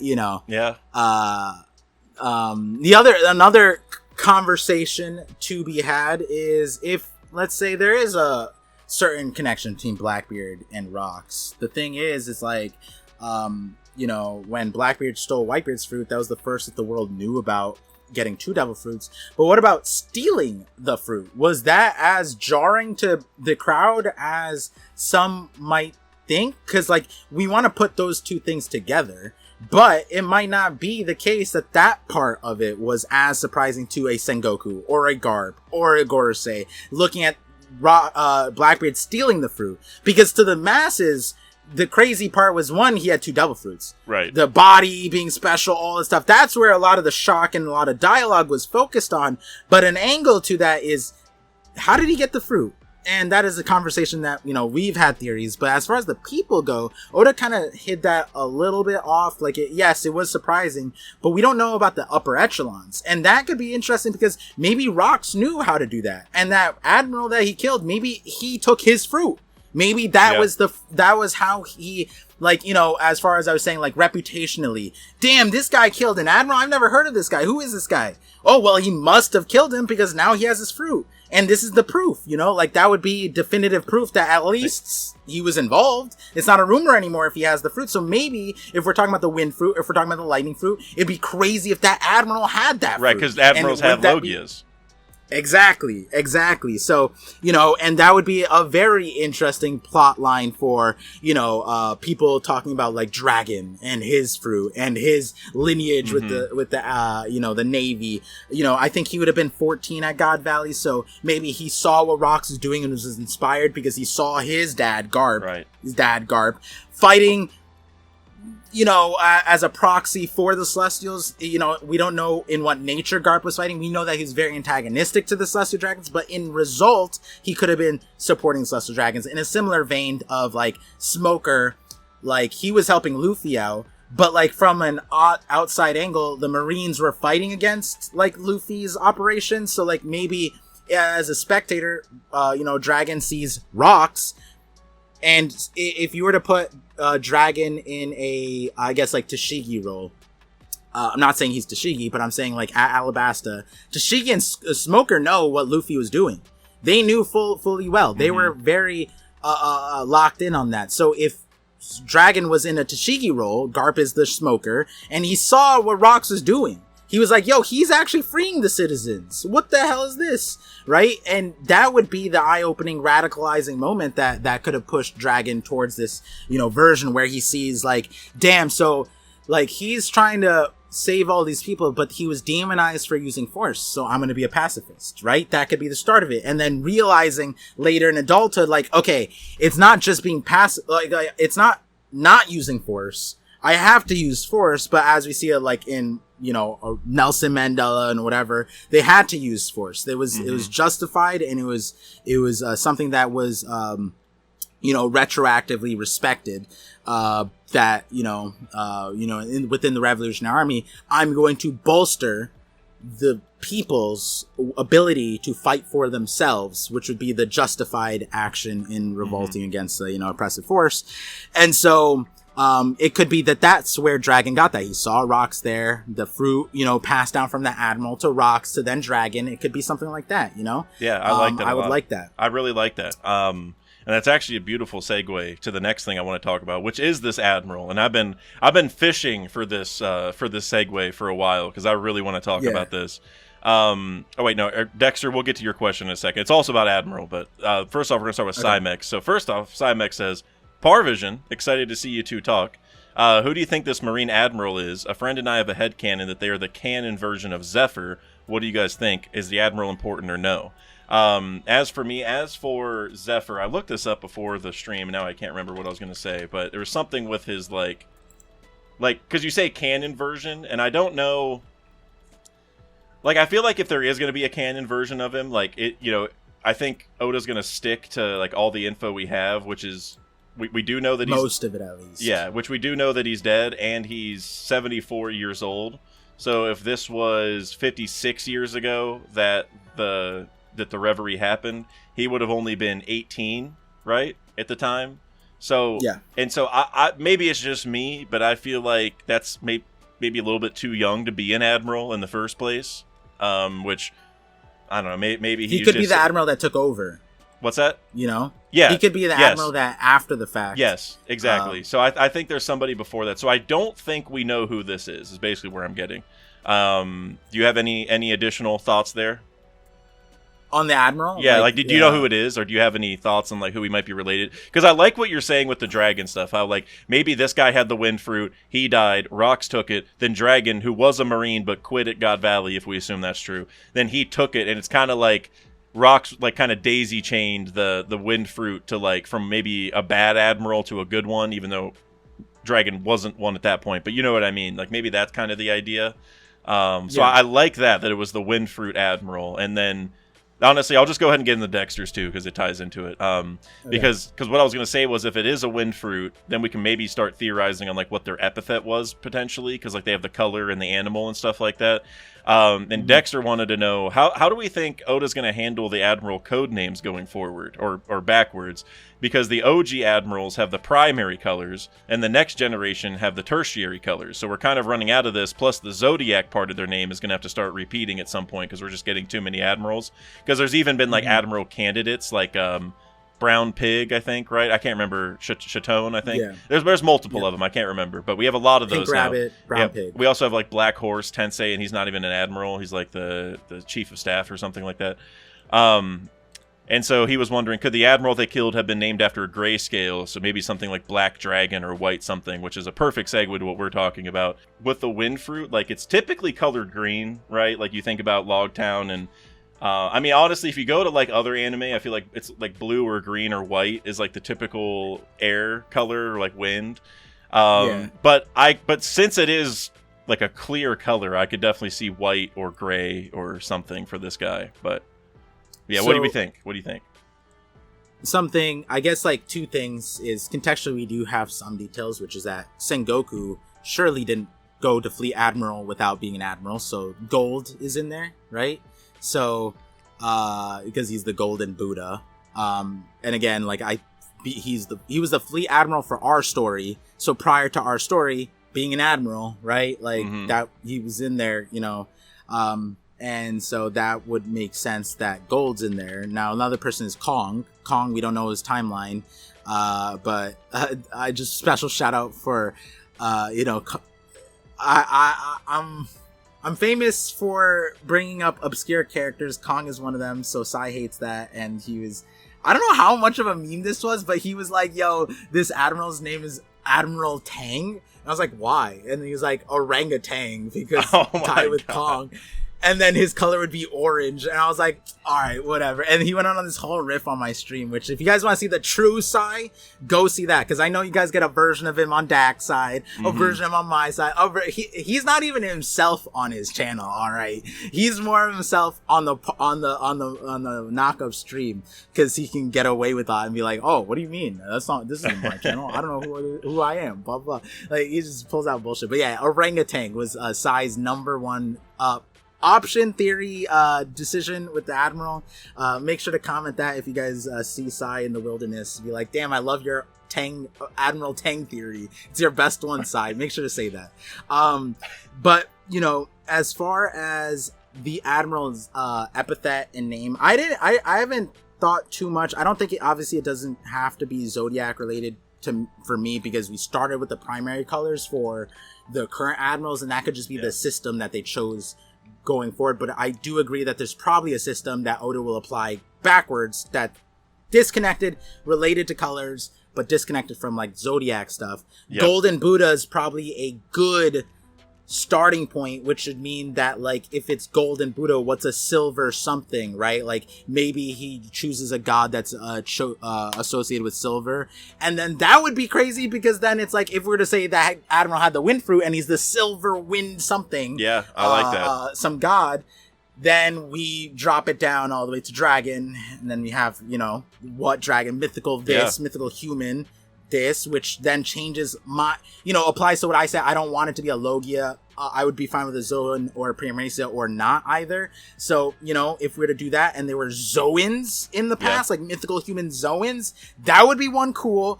2 crazy. 3, love it for how it fits in the current. You know, if it was an El's fruit, It would be yellow. It would be like a yellow something. It would be prior to Kizaru, again pointing out that it doesn't. I don't think it has to be as locked in with some of these things, like, you know, Oda bringing the previous warlord and stuff like that. Like, do I think that Oda, you know, had those certain details planned out when he made the previous groups of admirals, previous group of warlords? No. So, like, do I think that he's going to shoehorn these extra or later added on characters into that previous system? Not necessarily. He could. But for me, the admiral conversation, you know, starts with for me, the recognition is that this dialogue is news coming out of the Reverie. He single-handedly killed a Navy HQ admiral and vanished without trace. Now, this is news coming out of the Reverie. Reality is, we just had a Reverie. We just had a Reverie where this exact same news came out. Not an admiral being killed, a king being killed. Someone single-handedly killed a king, and that man was Sabo.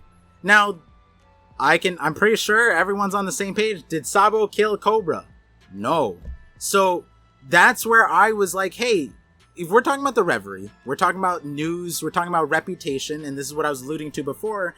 The reality is that when we're dealing with that specific location, that specific event, we're dealing with a lot of not necessarily misinformation, but information that is biased, as was all the news and information regarding Rocks. All the news from God Valley of Rocks, it's not true. He didn't go there to kill innocent people. He went there because he was robbed and he was getting his shit back. That's very different, you know? Yep. So, like, we don't even know if he was killing the people. We don't know if he was targeting celestial dragons. We don't know of any of that. All we know is that there's an obvious reason why Sengoku didn't say what the reality was, which is that the celestial dragons were hunting innocent people and robbed Hachinosu. And so if he had said that part, it's like, yeah, no shit, Rock showed up. You guys robbed his headquarters. Why would you do that? Don't we have a non-aggression pact with Yonkos? I thought that's a thing. And it's like, yeah, but we didn't have the Yonko system back then, blah, blah, blah. That's why the Yonko system's now here. So we don't, you know, mess up with Yonkos, stuff like that. So my point is that first, single-handedly killed Navy Admiral. One, this, you know, killing an admiral as far as canon story, that's crazy. Killing an admiral, that would make Rocks like one of one. Two, we know how crazy hard it is to fight an admiral.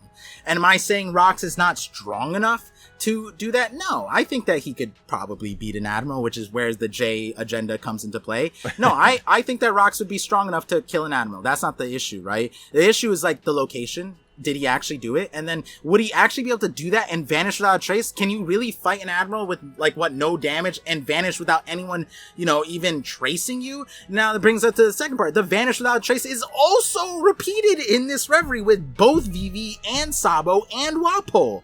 Now, the thing is, vanish without a trace, what does that mean? Well, Sabo was, like, beaten senseless and, you know, like, hiding in a ship. Wapol's running for his life, actually vanished without a trace, according to them. And Vivi also was in a hippo's mouth, escaped, right? Like, that wasn't necessarily any of their own feats, per se. You know, you wouldn't necessarily be like, oh my god, Wapol is so cracked because he turned into a hippo, bit through the walls, and escaped the Gorosei and all. You wouldn't say that. You wouldn't say that about Vivi. And so the recognition is that this news about him killing the Admiral might be an embellishment, might also be something where the Admiral wasn't killed by him, but it was blamed on him, just like it was with Sabo. But the reality is with Sabo recognized the problem. He was like, bro, Cobra was a good guy. I wish he didn't die, but his death helped our cause. It fanned the flames. So I'm not mad at this being the case, because when the world saw the news that Sabo killed Cobra, that sparked all the revolutions around the world, seeing that one of their leaders, or one of the people that was trying to be their leaders, whether they were with the Revs or not, they were like, yo, he actually killed a world government king. It's time for us to stand up. And so that's why Sabo was like, you know, it's not my W. This isn't a W, but I'm going to take the unironic, you know, result of it that the world government gave me. And that might be the exact situation that Rox is in, because one, he's not a pirate here. And what I was mentioning before is that this feat earned him a massive bounty and government's ire, which probably brought Whitebeard, Shiki, everyone to his doorstep, be like, yo, you killed an admiral, you did X, Y, and Z, whatever proof he had. Is that not similar to what Buggy did at Marineford? Buggy had all of these feats that were given to him that he didn't do diddly for, and there was 2 other people, Luffy and Blackbeard, that did the Impel Down breakdown. Hey, who's Luffy? The guy who carries Rogersville, and Blackbeard, the son of Rox, and Buggy just carried on with that, you know what I mean? And then after Marineford, he got so many accolades to his name that it brought the giants. It brought everybody to his doorstep. Then now he's a Yonko crew, just like Rox would be. 8 years prior is the Revery when he got the news. And then 10 years later is God Valley. By the time he had 18 years to cook his crew up to get to the place where he at. And that lines up with the Buggy situation where he got the credit for a bunch of things that he did, or he was a participant for, and he got way more credit than he should have.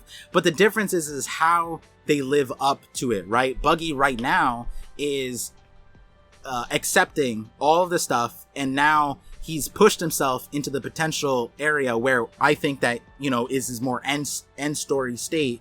And it could be that Rox was there already. It's just that part might not be true. And so then for my angle, it'd be, wait, why would they kill the admiral? Who is killing the admiral then? And then it's like, okay, who killed Cobra? Cobra went there, asked too many questions, and the Gorosei and Imu killed him. So wouldn't it be, why would the government, or why would the Gorosei and Imu kill an admiral there? And then that's where I was like, well, you know what's actually interesting is when we look at all the people that we do know of the story right now, we have no one yet who we can assign to the person who started Sword. And so that's where I'm like, hey, if we can't put Garp on it, because we have so many angles that are saying that he's like a participant, he's not necessarily a leader. He doesn't also have the general constitutions to lead that kind of thing, similar to Luffy. So then who's the leader of Sword? And I made a video saying that's Bogard. But this admiral, if he was an admiral back then, and we know Sword's angle of like, Kobe's like, oh, we have to go for the One Piece. We can't let the person do that. If that was a distinction back then, that's a very interesting thing, because again, remember, cycle back to the very beginning of this conversation. Rox can't be a pirate that was searching for the One Piece, because the One Piece isn't a thing here. One Piece is not something people know about. We don't know where the One Piece name came from. But the reality is, and this is why I like this angle a lot, is that if you were to put Sabo or Rox in where Sabo's position was, then it adds to the long running theory prior to this day that Rox knew Imu, knew of the Gorosei. If you put Rox in a Sabo position, that would be the exact thing that we had been thinking, that he had known that there's someone sitting at the top. He had known that there's a Gorosei person. He's trying to talk to people, and he didn't have a chance to talk to Harold or other people or stuff like that. And it could be that that's the same thing where Sabo's at. He tried to make it back to Dragon and Ivankov, and then the island got blasted. You know what I mean? And that was a coinky dink. But, the reality is, if you put Rox in that same situation, that would explain why he had the government ire, just like Sabo. Because you don't want him talking about Imu. You don't want him talking about the Gorosei. But then also, if the person that he was witnessing being killed was similar to Cobra, where Cobra unveiled the D-Clan stuff, unveiled the Poneglyph stuff, and other things on that frame of reference, and Sabo now hears that, what's the conversation that Rox could have overheard? If that guy was the leader of Sword, what's Sword looking after? Maybe he found out about the One Piece. Maybe he found out about what they're actually guarding, what their prerogative was. And maybe he knew more than if he was a D-Clan, maybe he was ready to guard, maybe there's some kind of thing in that line. Maybe he was a giant, something like that. Maybe he was asking about Galley-La. Maybe he was a giant also. We don't necessarily know, but we could come up with 1,000 reasons as to why the Gorosei and Imu would have killed him. And then they had the perfect scapegoat in Rox, just like they would have had with Sabo. How would they explain to the world that a king died, if not the Revs invading their land and just blaming it on the Revs? So that's where I'm looking at that line, and I'm like, okay, I may not know who the Admiral is, but we could maybe place where he was positioned given the current Reverie we just went through. Where the person who died was more or less an ally who was counter-questioning the world government. Is that what the Admiral's doing? Well, do we have an organization that's counter-questioning the world government? Look at O'Hara. What was Saul? What was Saul literally vouching for? He self-recognized, like, yo, why are we killing scholars? What are we doing this for? Where did that thought line come from? Where did Sword's origination come from? And that's where I'm like, okay, well, we don't have a good candidate. So much to the point that I assigned it to Bogard. And now we have an admiral. And I'm like, okay, this admiral is a spoken person. I like the idea that it's him. And then you add in, hey, how many times have people put the Sword and the Revs in the same bucket? And so now our conversation that, hey, what if Rox had the wind fruit? Dragon has the wind fruit. And maybe it came from that admiral. And that if that admiral started Sword and Dragon started the Revs, then it's like it all lines up. So you have a really good lineup from these periphery ideas. But I don't necessarily need that to... I think strongly that this admiral is probably where Oda's going to play Sword on. And I also think that this admiral... and that situation is going to be like a misconstrued, like this headline or this sentence isn't the exact truth that we're going to end up seeing from Rox. Again, not saying that Rox isn't strong enough, just like you wouldn't say Sabo is not strong enough. Yeah, Sabo didn't kill Cobra. Yeah, Sabo didn't beat the Gorset, but you would be crazy to say that Sabo is not insanely strong, right? So that's what I'd be saying about Rox. Yeah, Rox is plenty of strong. Just because the Admiral, he didn't maybe not kill the Admiral doesn't make him weak. But it could, allow for his life path to go the way it did. If he was wrongly accused for that, he was demonized by the world. He has the D name. He overheard. Maybe he knew where the D stuff came from that conversation, just like Sabo did from, Cobra. So that's kind of where I'm at. Oda gave us this last Reverie. These lines, vanished without a trace, killed somebody, mirror the Reverie, and all of the situations from the Reverie are basically not true from what we were given, essentially. Yeah. So and everything around Rox has been falsified.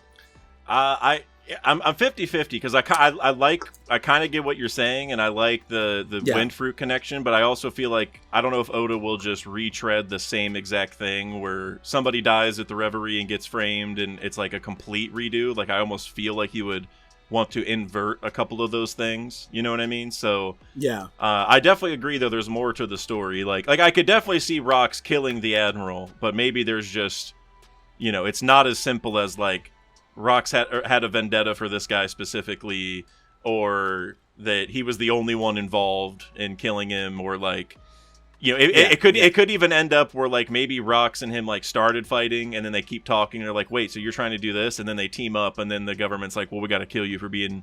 So like he did fight him, exactly, but he didn't kill him, if that makes sense, something like that.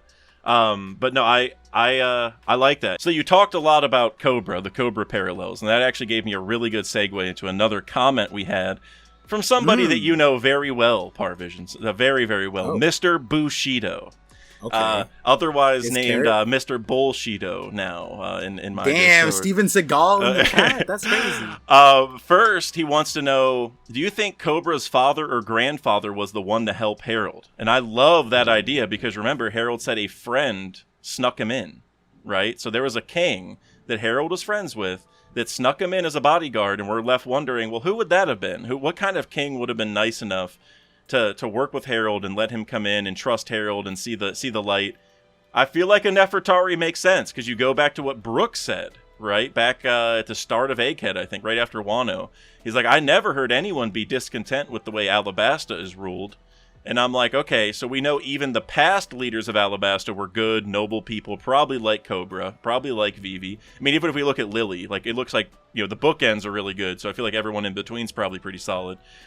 So maybe they were one of the first people to see the light of what Harold was doing, and to be like, "Hey, man, let's get you in there so you can get a glimpse of what's going on." Because the fact that Cobra was willing to go talk to the Gorosei is telling me that the Nefertari are willing to risk it for the biscuit. You know what I mean? Like they'll push the envelope a little bit on making improvements. So I feel like maybe he brought Harold because he's like, "Hey, listen to what these kings say, so you can understand who they are, because that way whenever you go make deals later you kind of know what they're thinking and whatever, like maybe it'll help him."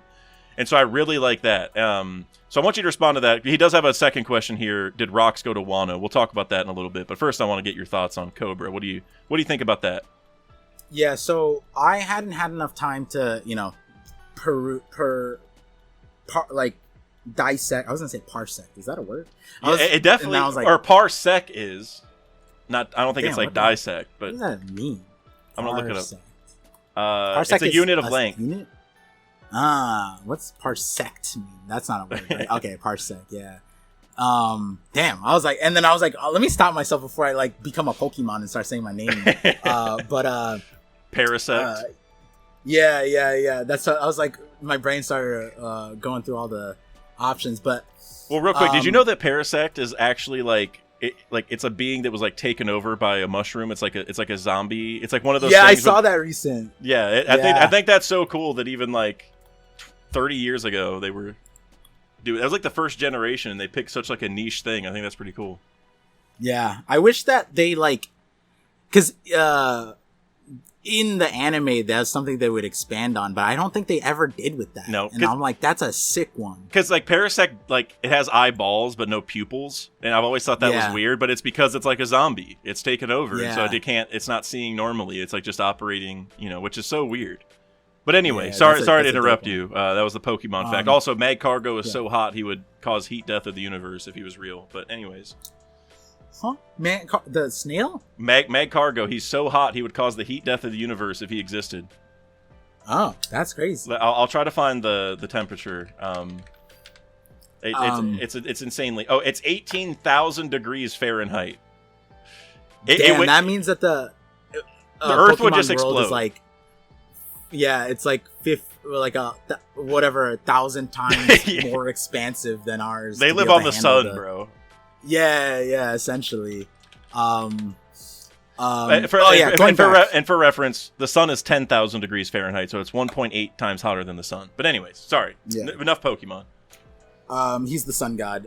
The facts. The essential thing with the king, I hadn't dissected it. I remember on the thing, I was like, wait, is Rock's the guy? And I was like, no, he said spotted a particular man, so it wouldn't make sense.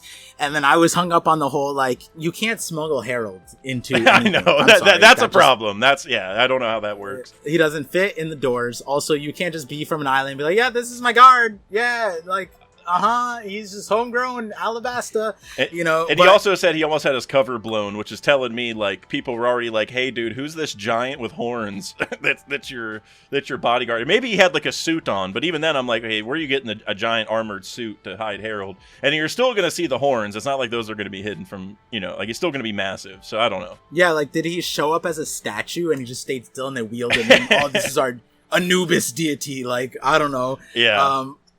I will say, if, spending a little bit of time talking about who the actual king is, I would like it if it was Alabasta a lot, mainly because the conversation is tying Galley-La into it. Yeah. Galley-La being, official translations pending / various interpretations. It's not 1-to-1, but I would say it's 0.99 to 1. I don't know. It's basically them. We're missing the Warhammer part, but we have the Galley-La company. Yep. And their shipwrights. So Water 7, but more importantly, chapter 354. So 700 chapters ago, we talk about the creators of Pluton, and Pluton made in Water 7, resting in Wano, but now the shipwrights that made it are giants, so that ties in Elbaf. Okay, very interesting. Now the other part is Pluton's location was left in Alabasta. Why was it that the case, right? So Poseidon in water in Skypiea, Pluton, Robin found out that it was sleeping in Wano from Alabasta. That's another. Now that we're connecting, the shipwrights who built Pluton were in Water 7, and they built it, and the information around it is in Alabasta. That ties them to it also a little bit, because then it's you trusting them with your weapons thing. And then, Bushido was asking about the Wano part, that Pluton's resting in Wano, so surely the giants had to have gone there, but we're talking about Galley-La. But so backing up, the reason why I like Alabasta probably the most is for a single reason, which is the arc that giants were introduced, the Alabasta saga, and the island that we basically essentially know for a fact that Harold was in spitting distance, most likely, of Alabasta, because the giant pirates went to Little Garden, which is the island before Alabasta. That's a good point. So that means that the giant pirates probably 100 years ago interacted with Alabasta at least once, if not multiple times, and that Harold might have made that one of the first stops, because we have to acknowledge that Dory and Broggy were dropped off there. How were they dropped off there? Well, and he was still a bad guy back then, so I almost wonder, because he hadn't met Ida yet, right? Like that was that was 110 years ago. 106 years ago was Ida, right? I can't remember. 100 years ago, yeah, I think it was 110 or 111 was when we saw Bad Harold. He met Ida, and then 106 years ago, I think, was like the like turnaround part, and then 100 years ago was where Dory and Broggy were left there, right? Or some part then, right? Like I think something like that. Yeah, I'm trying to figure it out right now. So Dory and Broggy would have got left there 102 years ago, right? Because it was they were there for 100, but we're past the they were there 100 in pre-time skip. Yeah. There's not like a clear timestamp that I'm seeing for the Ida stuff. Well. Okay, but then later we see 105 years ago they're back on Elbaf after the Ida stuff. So that is pre Dory and Broggy getting left there. So he would have been an a-hole, or no, he would have been better by the time. Like he would have been nicer by the time. By the time they by the time they, because Dory and Broggy were on the ship, but they just didn't leave him at Little Garden yet. So he would have been nicer at that point, and that helps because then if he would have met Alabasta, or the leaders of Alabasta. I have a bunch of thunder outside, so if I mess up any English from here on out, I'm blaming the thunder, because like whenever I'm mid-sentence and I hear a bunch of lightning strikes, I'm like, well, I can't focus anymore. But so he would have been nicer, so that really helped, because maybe they stopped at Alabasta and just, shared some ideas or whatever, and then now that like started the connection, right? That might have been like the first king he really befriended, other than these guys from the circuit. Like all these people we're seeing, this tribe here with the red line thing, the blood-soaked serpent. So I really like that idea, actually. I didn't think about the Dory and Broggy angle, but that is right by Alabasta. And like they did sail around the whole world. Like they better have stopped at some islands and made some like friends that we're going to find out about, right? Yeah. And the reality also is like what's interesting about this timeline, which not fully contextualized, but like we're looking at the execution of the giants for like the giant pirates in the Big Mom flashback. That was like over 100 years ago, but now we know there was like 5 years of gap where like Harold was going on a positive PR run essentially.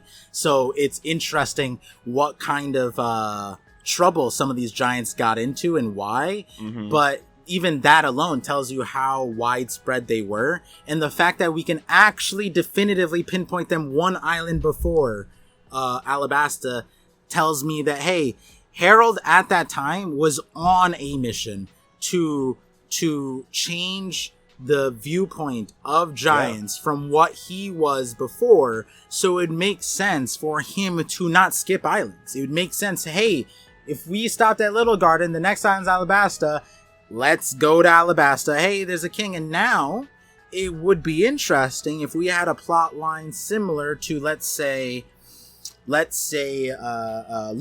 Luffy, but Luffy at Zoe, right? Or not Luffy at Zoe.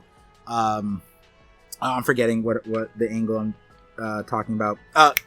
Odin, like at Skypiea with Roger, and he like sees like the poneglyph, and he goes like,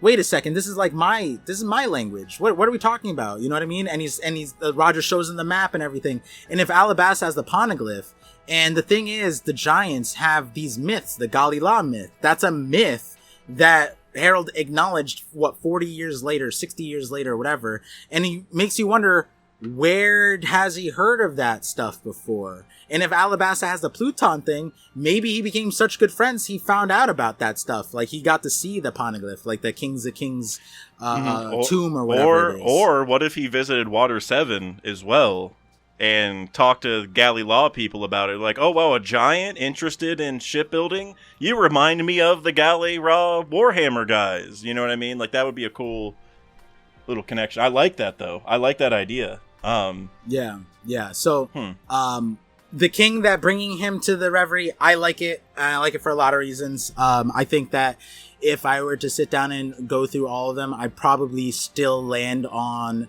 the Alabasta train. Mainly, even if I weren't to add these details, it's the Oda. When did he introduce giants? He introduced it in the Alabasta arc. So, like, that kind of fits with how, what Oda's thinking about when he's writing Alabasta. And boom, you have, what kind of king? Well, who brought him? Alabasta. You know, it's just easy. And then also Alabasta is known for, like, their insane diplomacy. Yeah. Right. So it would make sense that they're like the first one to give them a chance. Like of maybe like the government allied nations specifically, maybe. I think that'd be kind of cool. We could probably go back to Alabasta. Maybe there's some details that, like, wait a second, where did this come from? Did they just have this locally, or was this Harold? Was this Elbaf coded? Maybe we could go back and see maybe some of Crocodile's internal workings. Like, oh wait, why are these hallways so big? Who built this shit? You know, like,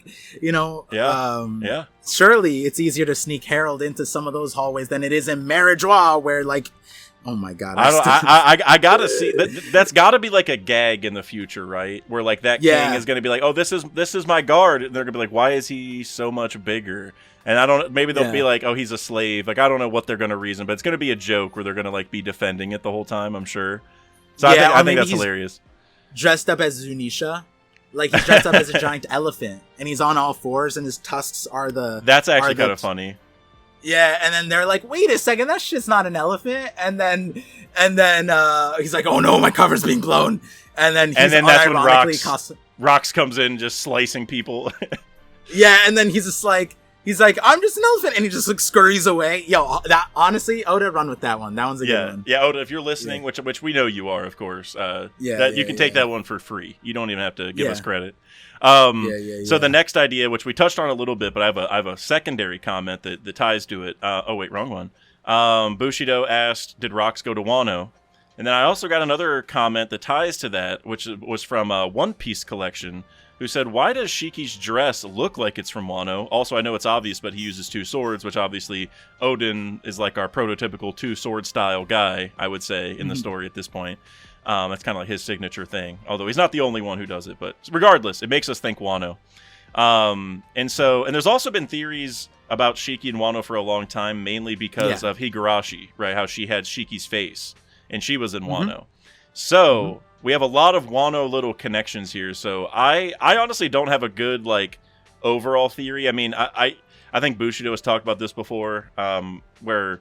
And maybe I'm butchering it, so apologize if I am, but, like, maybe Shiki orchestrated a lot of the Higurashi stuff. Like, maybe, like, getting Kaido to agree to that plan was part of, like, a bigger plan from Shiki or somebody like that. Or maybe even Rox at this point, because if maybe Shiki's involvement in Wano is Rox based, like, maybe Rox had a plan there, and that's how Shiki and him started working together. Because, like, again, they're not, he's not the captain right now, so, like, they might have been friends or business partners. Maybe they were doing something in Wano, which...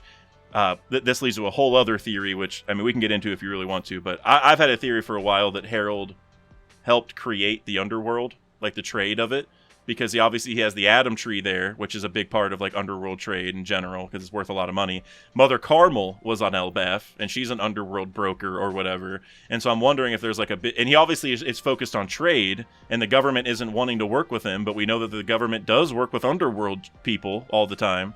So I'm wondering if that's where this is all going, is Rox is going to introduce some underworld stuff. But I'm wondering if that could have all started, like, with... Maybe not started with Shiki, but Shiki could have been an earlier example of, like, they had a plan for Wano, maybe to go get liquor iron ore, maybe to extract other things. But that's essentially what Kaido ended up doing, right? Was using Wano for trade. I mean, he did it the worst way possible to, like, enslave everybody and use it, like, make factories and all that kind of stuff. But it makes me wonder if that was the original plan. I don't know if Kaido would have ruined Shiki's plan. Like, maybe Shiki was really hoping to, like, you know, use Higurashi to take over. I don't know how all that weaves together, but what do you think about this? Is there a Wano story to tell here with Rocks? Yeah, so with Rocks specifically and Shiki, putting a pause on that part because the Harold Wano side, right? Like, it's interesting because 70 years ago we see Harold going in the Wano seas, but we don't know if he lands on Wano per se. But we see him pick up a ship, and that ship has a guy with the 2 swords on him, and that's 70 years ago. Shiki, do we have an age for Shiki? Did Oda ever give us that? He probably did. That's a good question. Probably. I'm looking it up. Shiki, One Piece, he probably no, actually, at least not on the wiki where it normally is. So 70 years ago, I'm not saying Shiki is that old, but he could be. Point is that ship has someone with 2 swords. A lot of people pointed out that looks Wano-nese. I like to say that, but the main thing is that's illegal. They cannot leave Wano. Wano's isolated. That's the law, illegal. Now, we do know that the Shimotsuki and plus others left at a certain point, I forget, like about 50 years 55 ago. 55 years ago, which is 1 year after some of, like, the Reverie thing. Right. So 55 years ago. Now, them leaving, I point out in previous videos, very interesting because why were they, if it's Shimotsuki, why was the Shimotsuki leaving? Because if the Kurozumi were the ones being persecuted, naturally in our history, when you have like a oppressive thing or a genocidal regime type of thing, those are the people who are leaving, the Kurozumi. So why are the Shimotsuki leaving? And I made like a off shoot thing that maybe it was Shimotsuki with Kurozumi, and it was like, they were lovers or something like that, and they left together because they couldn't be together there. But then it's also weird because we have people literally just changing the last name and then they're fine, like Orochi. But 70 years ago would be around when the Kurozumi hunt and the Kurozumi persecution probably existed, because that was Sukiyaki's dad's era, right? The Kurozumi hunt. I think that was 78 years ago or something like that. Sukiyaki's 81, so I think it would have been right around then, right? Yeah, exactly. So 81, it was after his birth, then the Kurozumi, exactly, perfect. So 70 years ago, we have 81, so 10 years, and we know the Kurozumi thing lasted for a decent while. Literally for a long ass time. But point is that ship, if they're leaving, might be Kurozumi. Now, that's not to say that everyone on there is Kurozumi, but the main thing is that this chapter also added another angle, which is that the cover story. The cover story threw in a grave of a hero born in the West Blue, brought up in Ringo. The person that makes sense for it is Jigoro, the guy that Moria had, that was a samurai that Zoro's body was, shadow was put into.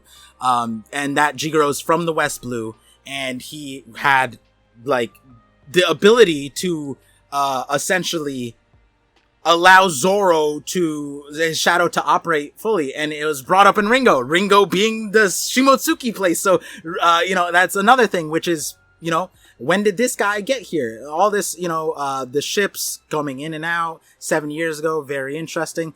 And I would maybe say that Shiki might have been on that ship that we see from 70 years ago, whether a child or maybe he was the guy with the 2 swords there. Maybe Shiki also met Harold there. So I'm pointing that out because that is a very significant detail that Oda gave us of Harold going to thing about the time of the Kurozumi hunt with a guy with the 2 swords on it. Maybe Shiki, maybe someone else. Like you said, that is significant. We know Odin as the 2 sword style guy. Right. So now going to the, Shiki himself, and other thing is that 70 years ago, that's probably also Higurashi and the other guy that was with Higurashi, the other Kurozumi Semimaru. guy. That was probably the boat. That was probably the boat that had the Kurozumi on it. So would it be crazy if Shiki was on there? And Shiki, in previous videos, I think it was in my Kozuki Amatsuki video.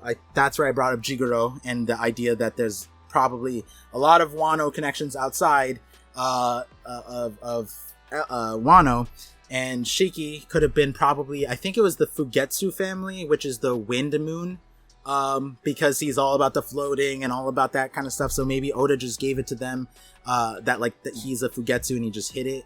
So are you saying, just real quick, were you saying Jigoro is the guy from the cover page? Yes. That's wild. That's wild in on its own. So I did have a question about that because I was very curious. So we're gonna skip to that because I know you're saying something else, but he does wear sandals. He wears socks with the sandals. So it's a little questionable. But even like he does do two sword style, which is also feels like Wano-esque. Now he does have a third sword, but he doesn't use it. So I think that's just a Zoro thing because he had Zoro Shadow. Yes. And then also like the thing that he's wearing, like on like his pants, I don't even know what you call that thing, like his underwear with the disc, I don't know whatever that is. Mm-hmm. That the underwear kind of reminds me of like, I don't know, like that. I feel like that's something like Odin would wear like under his normal like because he just had like the clogs and like no pants on, you know what I mean? He just had the cloak thing like I'm wearing. So I feel like it's the same thing, he doesn't have a cloak to hide that. Yeah, he's that from is really the West Blue. Oda clarified to us. He told us when he was like he gave him the thing. He's Jigoro of the Wind. The Wind. Now is he from the West Blue? Is he from the West Blue? I guess is that from like, is that because all of Thriller Bark is from the West Blue? I guess is my question. Like is it because he's one of the bodies he found in the in the Thriller Bark dirt? I guess is what I'm wondering. I think the Weaver card is specific to him because we also got his another part, like the backstory too. I forget if that one was in the Weaver card. No, that one is in the actual thing, which is another crazy one. Jigoro was a legendary and stubborn swordsman who killed 7,000 pirates in order to protect his family at the age of 59. And, now that is an interesting timeline. That's before the 59. He was raised in Shimotsuki or Ringo, which would be like the hero, separating out. The hero would have been raised in Ringo, but he's a legendary thing. So it's but also, we know that Moria went to Wano and took the swords. So him getting the body from the West Blue from Wano would make sense, right? Mm-hmm. He's West Blue swordsman. And then he's also the body that Zoro took over. Zoro being Shimotsuki and this guy being brought up in that's kind of wild, right? Yeah, so that's why. And Inupe, the zombie that Sanji was, he doesn't have a birthplace. So it's not just that Oda was like, I'm gonna say every zombie's from the West Blue because the Thriller Bark's from the West Blue. Like he didn't do that. It's literally that Jigoro specifically is from there. Like OG wise, like that's where he was actually born before he died. So that's that I look, I've never heard that, but I honestly love it. I like oh, that's so crazy. Yeah. Because I thought that was because I'm not on the internet that much, but so when I come onto the stream, I kind of assume that all of my instant thoughts have already been said by now. I don't stream on Drop anymore. So when I saw the cover story, I'm like, Grave of Hero in the West Blue. Bro, I was like, wait. West Blue? Wait a second.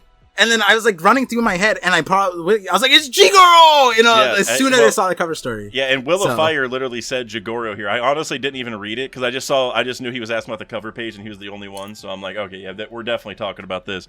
And now I'm looking. Oh. He had Ryuma, Zoro's dad, Jigoro, Yorkie, Clover, Robin's dad, Onigashima's body or rocks. And I can't. Hey, major shout out to you guys. That's crazy. I never would have thought of Jigoro. My thought on it, which I still think is a solid thought, is that it just is Ryuma, and we're about to find out that he's from the West Blue. And the reason that actually makes a little bit of sense is what shadow was put into Ryuma's body? Brooks. Where is Brook from? The West Blue. And so if we're going to make that connection, maybe we're about to find out that Ryuma isn't originally from Wano, which would maybe make Monsters make a little bit more sense, because it looked like he was in an old Western kind of style town. It didn't look like Wano.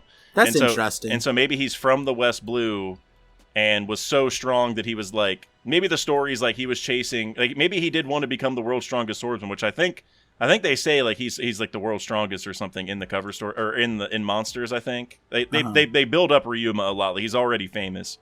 And maybe it's kind of like Zoro, where Zoro's kind of traveling around trying to become the world's strongest swordsman. Maybe Ryuma did the same thing, being born somewhere else, and then traveled around getting stronger and stronger, and then maybe that's where he ended up at Wano, where he found all these other swordsmen, and he's like, wow, this is where I had my greatest challenge, and then that's why he ends up becoming famous and dying there, is because like he's the strongest one of all or something.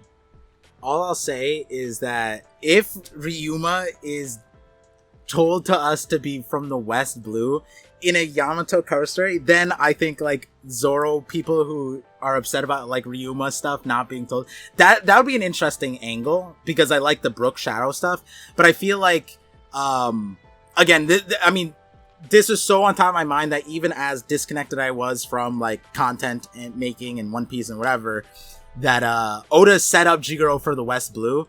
And so it was on top of my mind. And so Grave of a Hero, I'm like, wouldn't they just say the national hero, like national treasure, Ryuma? You know what I mean? So like that to me separated out. And that's why I was like, West Blue, Jigoro. And then Jigoro, you know, two sword style, whatever. How did he have that? And for me, like the wind part, like of the wind, again, in the video, I was talking about how there's certain characters that have of the wind, of the flower, of the thing, and I'm like, that could just be a way to hide like the family names, especially during persecution. If the reigning family Kozuki and the Kurozumi are at hunting, and then the other families are persecuted because they're not the main family, then you change your name a little bit, you know. But if you don't want to leave your lineage, then you go, I'm of the rain, but then there's Rain Moon, so it's like, wait, are you of that family? And it's like, no, I'm just of the rain, I'm just of the wind, I'm not the Wind Moon family.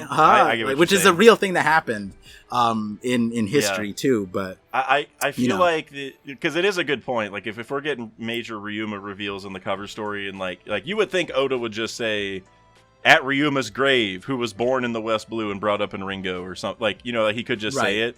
But I also think the opposite is kind of true, where like, I mean, Jigoro's cool, but is he cool enough to get a visit in the cover story, you know what I mean, in Ringo? To me, he killed 7,000 pirates solo to save his family. That's better than anybody. Come on, that's crazy. But I feel like 2% of the One Piece population knows, or like fandom knows that. You know what I mean? Like he's not like a character that anybody's waiting or caring about updates for. Like, I think if he never got touched on again, I think most people wouldn't even notice, you know what I mean?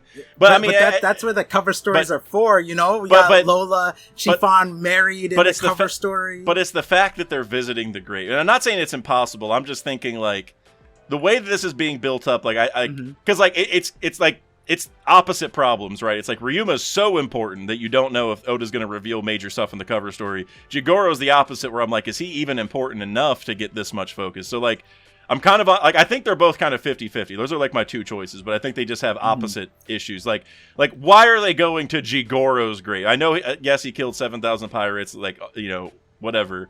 But it's like, what could possibly be the reveal here? Is it just that Oda's going to be like, hey, here's Jigoro's grave, and then that's the end of it? Like, what could possibly be in here? You want to know?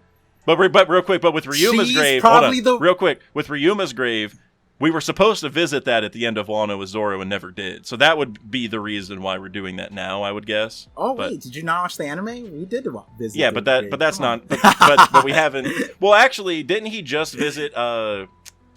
Like he didn't go to the actual like a shrine, right? He just went to like the I think place. he saw the sword or whatever, right? Yeah, I think it was like Yasu's grave, as well, right? Like the.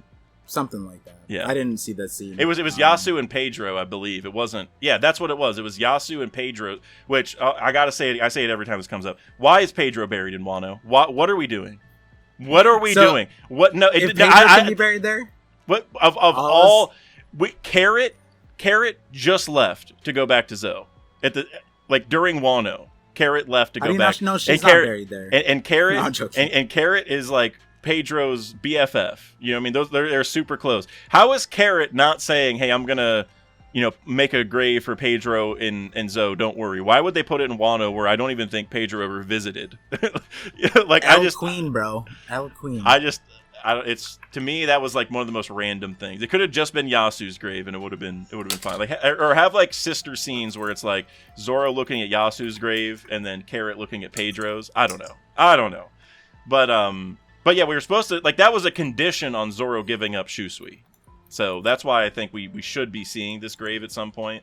What I will say, you asked why would he be going here, and it's interesting because I was wondering the same thing too. And it's like, wait, who brought us here? And it's the Yakuza lady. It's Cho, the Moonflower lady, right? And so it's like, why did she?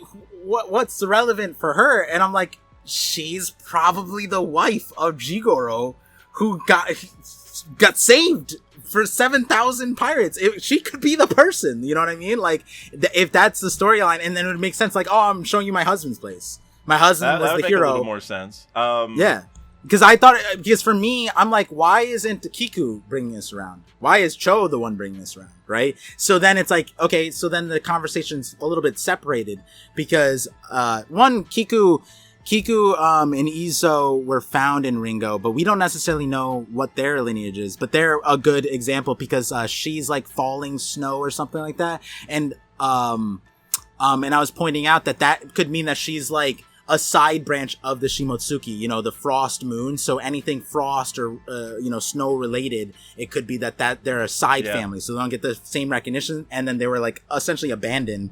And so that's why I was like, huh. Kiku is not pointing this out. Cho is pointing this out. So why would Cho be relevant? And then that's where essentially I didn't dive too deep into it. But if we're gonna talk about like the Wano stuff, I thought it was crazy that this Jigoro thing was here. Two sword style. We're talking about Shiki. Why is Shiki here? Shiki's probably the other ship. So we have to track the ships leaving Wano. Yeah, no, that's really interesting. I guess the thing is I don't think we know like when he died. We know he was 59 when he died, but we don't know how long ago. So it's like it would have to be recent for that to be his wife. You know what I mean? Which it's possible. I'm just looking through the wiki. I don't see anything that tells us one way or the other. But pre-Kaido, which is plausible, but post like adulthood, I guess, like post. Right. Yeah, so like it could have been the time when like Odin left. Right, it could have been that. Because if that's not the wife, then I think it could just be like, someone who knew him. Or like they just need directed in Ringo in general, and she's just the random one that Oda got. Because like they might not know where Ryuma's grave is either. You know what I mean? Like. I think Kiku should know, and Kiku's there, so that might be a little. I mean, Kiku should know whether it's Jigoro or Ryuma's. I would say at this point, because Kiku's been there for a while. Like Yamato has been like chained up, and I don't know if Ulti and Page One care. So like Kiku's kind of the one that would maybe, I don't know. But that is interesting, dude. That's why I got to bring you on, Par. I bring you on for the unique takes that I would have never heard otherwise. Speaking of unique takes, I got some weather questions for you, Par. We're gonna shift gears a little bit here, because did you notice that that the weather changed? Like right after Loki's birth until Harold showed up. And so because I got a couple other weather ideas, but I want to give you mine first. Could it be that Loki's emotions were driving the weather because maybe he's Uranus? That's an interesting one. It's literally like because we see the Big Mom rampage, which is like almost the same day that Loki's born, or like a couple days after. And then it's literally right after that, we see everyone has a famine and it's cold as hell. We see Loki still trying to go in to see his mom, and she keeps rejecting him, and he's crying. We go down and everyone's suffering. Harold shows up, brings the food and the allies, says, oh, my son, and they explain what happened. It's like right after he's holding Loki, it's like an Elbaf's winter finally came to a close. It's like as soon as he got love from one of his parents, it calmed down and like the weather got better. Hold on, run that last part back to me. The part where he got love from his dad. He's getting love from his dad, yeah, and then it says an Elbaf's winter finally came to a close, like literally the next panel, like because it says that only a few months old Loki had given up on love. And but his dad's holding him. And then right after that it says, and the winter finally came to a close. So you could read it either as his mom died, and so he was happy that his mom was gone, or just that he's happy that his dad is there, so he finally has some parental love. But it's literally like right after he's holding him and they're talking about like his scrapes and all that stuff. Then it's like, and Elbaf's winter finally came to a close. Yeah, that I didn't clock the exact positioning. Now, as far as the Uranus, that part, I could see that. I'm curious then, because if this were the case, then when his dad dies 14 years ago, has Elbaf incurred any kind of repercussions from the weather side? Well, remember the one branch fell? I wonder if that could tie to it. I don't know if we have a timestamp for that, but remember, like, the one branch got hit with lightning and it fell, and like there was like a big fire they talked about. I don't know if we know that timestamp or not. I can try to go back and go find it, but it's that's it's also funny because Loki's eyes, like, snake eyes. We don't necessarily know where they came from, other than obviously ancient both his parents are ancient giants, so and like we'd want to put it on Estrid, but like his dad's also ancient giant, so it's like it could just be from Harold. So if it's Harold, then Hiredin would also be able to do similar things. Like it could be an interesting route of. Well, think about Shirahoshi, right? Like Shirahoshi just randomly basically was given the ability to control Sea Kings. Like if Neptune had another kid, I'm not convinced that they would also be able to do that. It seems like it's a special one-off thing, and I'm wondering if that's the same thing for Loki. Like he just, because of the prophecy, because of whatever, like out there reasoning, I'm imagining the other thing that I'd want to point out is like the long-running theory of Vivi and Uranus, right? We just talked about Alabasta's connection to thing. Who's to say it wasn't a queen? Maybe Harold got around, and maybe Vivi's great-great-grandfather is Harold and some shit like that, And so that's how she was able to control it too. And it's like Loki and Vivi have both of the powers and it's split. I don't know, but ignoring everything I said, going back to what you said about the weather, looking at it, I think that's kind of damning, honestly. Like it is.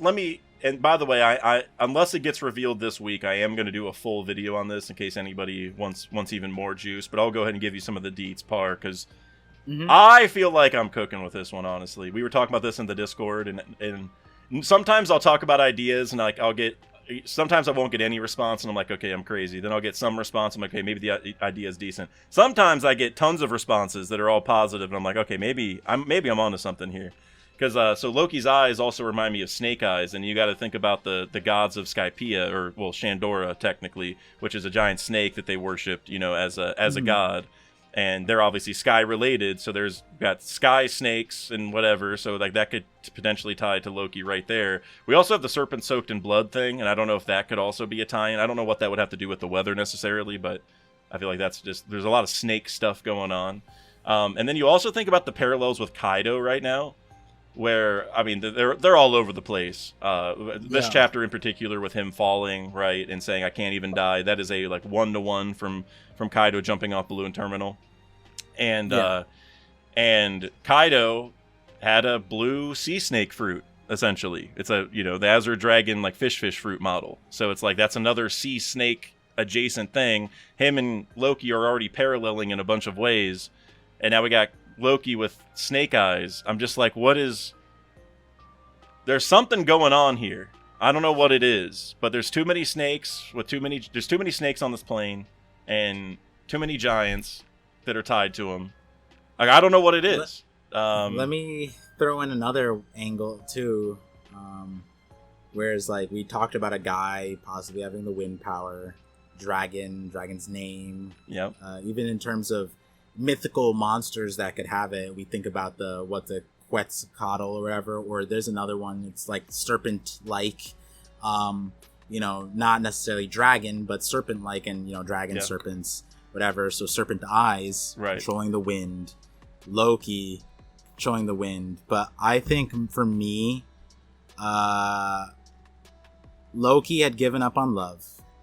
Harold's diplomacy soon started to bear fruit, and Elbaf's winter came to a close. Loki given up on love. Love is a hurricane. That's elemental hockey. I've always talked about that, but at minimum, the association of love and wind. So whether devil fruit or not, the fact that the weather was so tumultuous and all he had wanted was his mother's love, and clearly to the point that, like, hey, another question mark of this chapter is like, yo, Loki got dropped off the tree, climbed up, found the royal castle, busted it down, and homed in on his mom. That's some like Estrid's many levels of insane, but like the fact that like her child was able to do that and she could ignore it is wild, right? Mm-hmm. And like I already explained the reality of like postpartum stuff, so you look at Estrid's stuff and it's not one-sided, but Oda's obviously not. He doesn't want us to necessarily sympathize with the Estrid side of it. It's the Loki side of it. And the Loki side of it is he's obviously, as a baby, born with a lot of love and desire to be with his mom, to the point that he homed in on his mother. His direction, his log pose was locked into the magnetic signature that was Mom Island. And so he found her. She rejected him. He's like continuously hated. He's still a baby, and then boom, gave up on love. And that line I laughed at, because it was like at only a few months old, Loki had given up on love. I was like, what the heck? That's so crazy. Like Loki's like already like a sentient baby at few months old. He's like, yep, love isn't for me. No dating, nothing for that. So I think the thing that would support this the most is we have to see Lola, Loki. Yes, that was the first thing I said whenever I saw that line, is like, I have to see Loki's reaction, because it was said that he fell in love at first sight. And so I'm like, what happened to him that he was feeling this way, and then he saw Lola and he was just so overtaken by emotion that he, completely flipped the script. What is it? It's pudding. It's the pudding thing. There's a circumstance where Loki, his bandages fell off, and he thought he was going to get rejected, but then Lola was like, no, your eyes are beautiful. And that's why it's first sight, is he could actually see her. I like that. Marth had a really good idea last time I had him on. And I'm probably butchering it a little bit, but basically it was like he could feel the really positive, like, loving aura from Lola, because like maybe he didn't see her at all, but it doesn't, because his eyes are covered up, and so it's love at first sight, not like actual sight, but like he can just feel the vibe of like, oh, you're the type of person that I've needed in my life. And now with Estrid, it becomes even more obvious, because Estrid just like is so terrible. It's like Lola is like a very positive, loving everyone she finds, like to a crazy degree, to be honest with you. Like she's a little wacko, I feel like, at least in Thriller Bark. But so I don't know. I love that idea, but I like what you're saying too, that like it's actually that he saw, like, she saw his eyes, and then that she accepted him. Yeah, I think that's what it is. I really like that. I actually love that idea.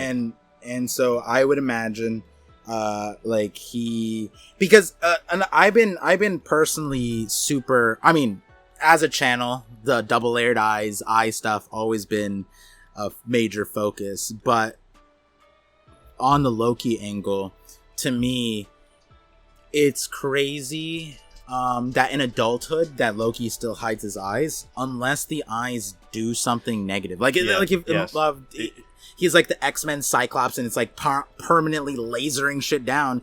But like, yes, he was, as a child, he was hated for, or added to the thing. But as an adult, he almost accepts the like scorn and hatred that's given his way, you know what I mean, besides the one coming from Hirunden himself. But that one's a little bit different, it's a little more personal.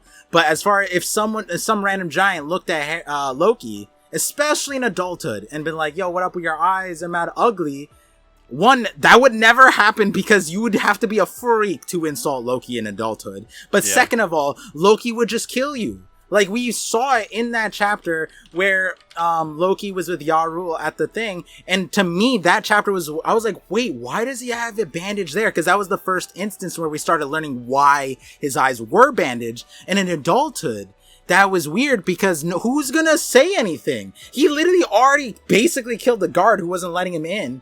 And we don't know the full context of that situation. But point is that for him to choose to hide his eye in adulthood, it's not the same thing as Pudding. Like, Pudding's not strong enough to defend herself. Right. Pudding's also a secret weapon for Big Mom. But also, like, the bullying, all this stuff, it damaged him. But, like, Loki's a unit. Loki's a world threat. Like, it's not Pudding. Like, this guy, you make fun of his eyes, you'll make Loki... Bullying Loki just makes no sense at a certain point, right? Yeah, so then it's like...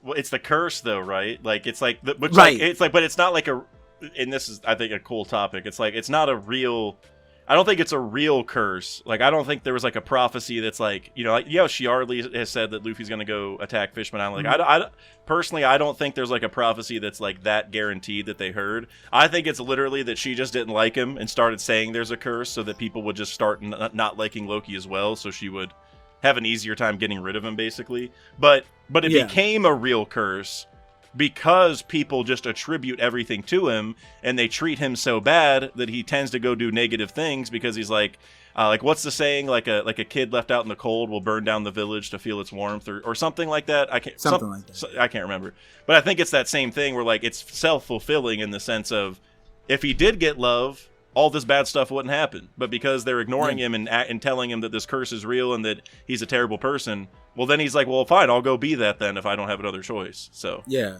minus the mom. I got another bone to pick with this chapter. The goddamn people who decided, like, Elbaf needs CPS 100% because whose decision was to give Loki to the older brother of the mom? That's the guys that are in charge. Those four like silhouettes. They need investigated. Bro. I'm telling you, like, dude, and I don't mean investigate themselves. I'm saying we need to, like you said, CPS. We need to get some kind of outside organization to check these guys out. I'm telling you. That would have saved Loki. It would have saved him. Bare minimum. I mean, just give him to Ida. Just give him to Ida, please. Like, if you guys don't like him anyway, you know what I mean? Like, if you're just gonna cast him to the side and try throwing him off the branch, go let him live with someone else. Like, what are we doing? Like, what? Yeah. They're just a bunch of bullies, man. Yeah. And like, it's also interesting because, like, he has respect, which is, like, this chapter was very interesting because, like, I remember pausing when he was just, like, he was the scorn. I forget where that line was. And, it was when he was taking over the thing. Loki, driven by scorn, unleashed chaos into Elbaf. And I thought that was very crazy in the sense of, like, I get the scorn of the curse, right? Yeah. But when you, like, look at the actual angle, the guards were vouching for him. The guards were like, yo, you're crazy. Like, to his mom, right. It's like, you're crazy. Treat this kid normally. And they're even bullying Hyrule for Loki. They're like, you're the illegitimate kid. Loki's the real one. I'm like, yo, he actually has, like, actual substantial support. So then I'm like, the scorn is, like, also half. So, and then it's also, like, to the point where, like, at that rate, it's just this uncle, dude. You minus this uncle, I think we could have saved Loki. Literally. You see that panel, like, at the top, or maybe I guess I could pull it up, where, like, Loki has, like, the transition from younger to older, right? And it's so cool how, like, he smiles a little bit when it says the steward's body was in the realm of the dead. It's like, Loki killed this guy. And probably, I mean, maybe it was somebody else. Probably Loki, though. He killed him. Yeah, probably. Yeah, he did. And it's like, he's smiling now that he's gone because it's like, like, it's kind of like his mom, too. Like I said, whenever his mom died and his dad came in, that's when the weather got better. I think it's all kind of the same thing. Like, Loki's mood improves when these horrible people are gone from his life. And it goes to kind of show, like, obviously the story here is that Loki isn't getting his mother's love. But it's like, you know what? Sometimes if your mom is bad enough, maybe you just don't need your mom at all. Like, I think that's kind of it. Like, you're better off without her if she's going to treat you this way, even though it is your mom, which is, like, sad. But I think Oda's touching on a really important point. Like, abusive parents really mess you up. You know what I mean? Like, that's right. Like, that is not good. And which, so, you know, and it turns him bad, I think, is also the lesson that Oda's trying to tell. Like, parents need to take care of their kids because it wears off on them. Yeah, and then, like, you know, we connect it back to the Lola point. I think the scope of it being however he feels love. I think it was the bandage, like the pudding scenario. I might even make like a short on that, to be honest. I don't know if I'd have a full video. We could, but like the part that you extend from there is surely we're gonna get that moment soon, whether it's in this flashback, even though this flashback's so comprehensive and so like lengthy. I don't know if we're gonna get the Loki part of it there, because that's more recent than 38 years ago. They probably meant like what, before 14 but after Roger's execution, most likely. I forget how old Lola is. Point is that when that happens, I imagine if the theory, the Uranus angle, the weather part, which I like a lot, so looking forward to that video. Appreciate you. So when he meets Lola, the biggest support for you would be the weather changing. And now second angle is very interesting too, because I would almost argue that there's an interesting dynamic being built in this chapter of Rox, Loki. Big Mom burned down Elbaf. Big Mom is in Rox's crew.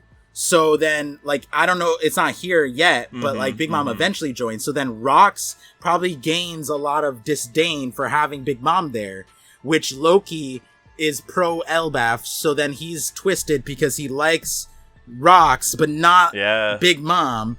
But Big Mom was raised on Elbaf by the same, and probably he can probably relate to the upbringing to a certain extent of, like, I don't know, maybe he can relate to something because he doesn't like Elbaf's upbringing situation. But then he meets Lola, who is Big Mom's kid, and then falls in love with her. And so then there's a whole like soap opera being made there, right? That like between Loki's reaction to Big Mom, essentially, like what where's his relationship there, because that would also play a big role, because Big Mom's hated by Elbaf, but Loki loves really Elbaf, but also hates Big Mom, but not really, because he loves his daughter. So I don't know, it's kind of cool. That is really cool. And like, and the fact that he even like agreed to the marriage, which would have given Big Mom the Giants army, is an interesting connection, because it's interesting just in the context of what we've been talking about, but it's also interesting in the context of like Loki, like, why did the Giants go along with that? You know what I'm saying? Mm-hmm. Like from both sides. Like, they wouldn't have wanted Big Mom to get control of them at all. Like, they don't like Big Mom, but then they don't even really like Loki. So why would they, like, I don't understand how that, because like if what happened, but like the elders, I guess it has to be them. It has to be them.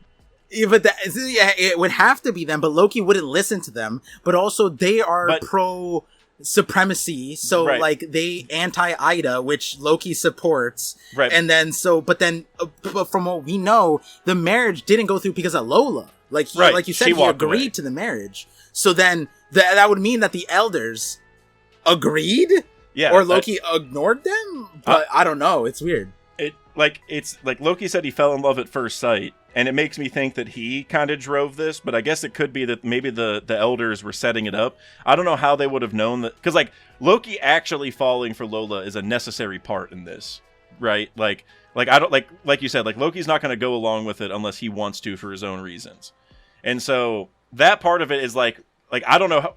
Did they just luck into the fact that he was actually going to love Lola? Like, I don't know how that all works, but how did the setup start? Like, you know what I mean? Like, did they? Yeah.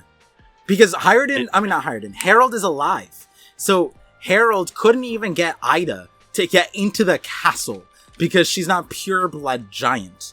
And he couldn't vouch for his own love of his life against the elders. But yet they were able to, like, because surely Harold might have been more forgiving to Big Mom. Like, he might not have carried the same, like, damn, I'm sorry, Yarul. Like, Yarul might have been upset, whatever, but she was just a kid. You know what I mean? It might have been Harold's more forgiving, but the elders, where's the supremacy there? Where's the dirty-blooded lady coming in? Where's you killed Yarul? Like, where's that? Unless they know that Big Mom is from the same family as Estrid or something. Because, like, Big Mom's not a giant, you know what I mean? But she is really big and, like, you know, durable and stuff. So unless they know that she has a special lineage... Yeah, like...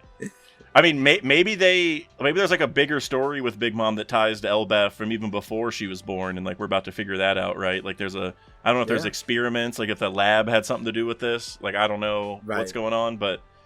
That would be my kind of explanation, because you're right. I mean, the other side to it is that this is just like shitty politician stuff, like where they didn't like Ida because they're like, well, she doesn't serve our interests, like, so we're gonna make up this excuse about the bloodline thing. But then if somebody from a different bloodline serves our political goals, then we'll you know give her a pass. That's kind of what I'm thinking is maybe the situation. Like they brought up like an old archaic rule that nobody enforces anymore, so that they could, you know, get this girl out of there, but then they forget the rule whenever it's somebody else. Like, I think that's kind of the situation. Yeah. I don't know. I can't wait. And also, another important thing about the Lola thing is she's 26 now. So, the wedding was probably, like, 8 years ago, I'm guessing. Somewhere around there. Because, like, she would have probably been around 18. Like, it wouldn't have been that long ago. So, it would have been post-Harold death that this happened. Unless Oda's, like, doing some child marriage stuff, which, like, honestly, with Big Mom, I wouldn't be surprised, but for Oda, I don't think he's going to do that. So I'm guessing she would be 16 to 18, because I think Pudding was 16 when she was forced into it. So if we assume, so it's 10 to 8 years ago, I would say, or maybe it has to be between 10 to 6, because there's no way she's going to be less than 16, and Loki was locked up 6 years ago, so it has to be in that 4-year span, I would say. And I think, and that's weird, because that's after Harold's death, so it even adds more emphasis to what we're saying, where, like they didn't like Loki. Like, he was a fugitive. Like, they were trying to lock him up and hurt him and all this stuff, and, like, they did not trust him. Why are they okay with him marrying this girl who's an outsider to partner with someone that they already don't like? Like, none of it makes sense. On all levels, it's... Like, I'm sure Oda will make it make sense, but the way we're looking at it right now, I don't... None of it... Like, there's got to be some really dark... you know, planning going on behind the scenes with these elders, I'm guessing. Like, I don't know how it all weaves together, but... Yeah. It's also interesting, another thing, if, like, you go back to the, you know, Big Mom flashback, Whole Cake Island isn't, like, it's technically not that far away, because, you know, Big Mom killed Yoru, in effect, and... with the House of Lamb's children who couldn't stand to be separated from her, and the Giant's new sworn enemy, Charlotte Lillian, in tow, Mother Caramel left the shores of Elbaf. They started their lives over at a new House of Lambs. And so, like, the Giants set her up there. They said something about, like, Elbaf in relation to it. But, like, yeah, the Giants also set this up, too. So it's interesting from a lot of different angles. Like, where did they get the land? Who chose it for them? Like, Harold's interaction with a lot of this is... it's crazy. This flashback is going to be nuts. I genuinely can't wait. And you know what we're going to do? We're going to go through some predictions about the rest of this flashback and stuff. Because I just got to notice that not only have I had thunderstorms for an hour, but now it has upgraded to severe thunderstorm warning. With like I don't remember all the numbers, but I got an alert that says that there was one located like 15 minutes away from me that had like over 30-mile-an-hour winds, which I mean, it's not that crazy, but the odds of the power getting knocked out are increasing by the second, so that's why we're gonna hurry is the main thing. You got a backup power for your computer? I have literally thought about getting like a generator just for up here. You just got a new PC, didn't you? You got to get one of those backup powers. Like 2 years ago, but I do need to. Yeah, I do need to. Yeah. So a couple things I want to, just because these are some weather comments that I wanted to touch on before we get too far away from. I know we're pretty far now, but while we're still on Loki, had a couple other thoughts that were different than mine. First off, from Kurosis. Could it be that the world government caused that? Maybe to, you know, kind of bring them to heel. Maybe they saw what Harold was doing, right? Like, hey, we don't like you, you know, like Elbaf are supposed to be savages that we're eventually going to take over and use them as, you know, Domi Reversey stuff. We don't want you working with the world and making friends, so we're going to force you to suffer. Like, that could maybe be it. Maybe they have more technology because we know they have their, you know, whatever weapon is tied to the Lucia. But then Vex also had another one that said, could this be due to Pandora or Mother Carmel? Because remember, that was right before this all happened as well, because the Big Mom stuff ties right to it.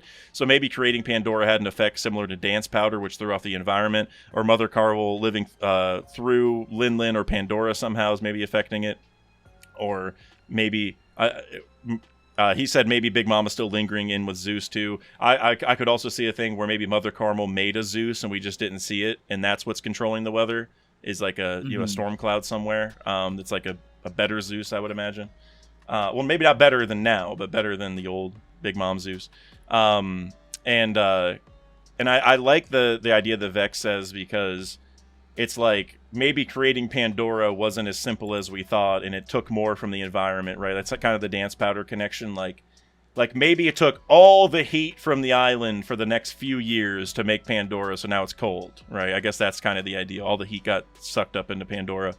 So any thoughts on either of those? Or do you have any ideas other than the Uranus one, I guess? Because I feel like that's pretty solid, but not to say that's for sure. I mean, the chapter does do an interesting thing, and I say interesting thing because it would only be something that like someone looking deeply in the story like we are would even pay attention to both angles, which is the Loki side, like is he affecting the weather? But in line with that, Big Mom, this chapter opens up with Big Mom and the fire she started and the death of Yorul, and then that same year Elbaf faced a string of tragedies, calamity after calamity, sudden fires, windstorms, and bitter cold waves devastated the crops. The abnormal weather also brought fishing to a halt. This once magnificent land had fallen to famine. So you wonder, is it Big Mom related or is it Loki related? I think the Loki one makes a lot of... It feels intuitive because we're in Elbaf, we're focusing on Loki. This flashback is focused on Loki. But, Big Mom's in the same timeline, and I do like that angle of Mother Caramel, that effect, especially because of like what Vegapunk was telling us, right? Like Vegapunk was basically like, putting science into the world where it's like you can't I guess without looking at what Vegapunk specifically said, we could look at what Vegapunk did, which is that Vegapunk made a temperate island, and then outside of that bubble was like that insane wind wave, like frozen storm that the Strahds got caught up in. The eddy. And the warm eddy, whatever, and like the storm was all outside, and that was an insane storm. So you can see how like just outside of what Vegapunk was doing was the effects of the weather disruption. And so you could say maybe Big Mom started the huge fire. That huge fire is local to Elbaf, and then Mother Caramel making Pandora and then bringing out of it took out an element of Elbaf that affected it. And two things to kind of build onto that is like it could almost be like revenge from Mother Carmel in a way, because she was probably like angry that the Giants like kicked her out, but not because they're not right to do so. I think that's a reasonable decision to be like, hey, if you're gonna keep Big Mom around here, you all got to get out of here. Like, we can't do that. But I think it could almost be revenge because she obviously was making money off this, right? Like it's because she's a bad person. We always got to remember that. So I could see her like, all right, well, if you're gonna kick me out, Elbaf, you're gonna suffer then, right? And so I could definitely see that. And the other thing is, remember the reason why Big Mom rampaged? It's because she was fasting. Semla.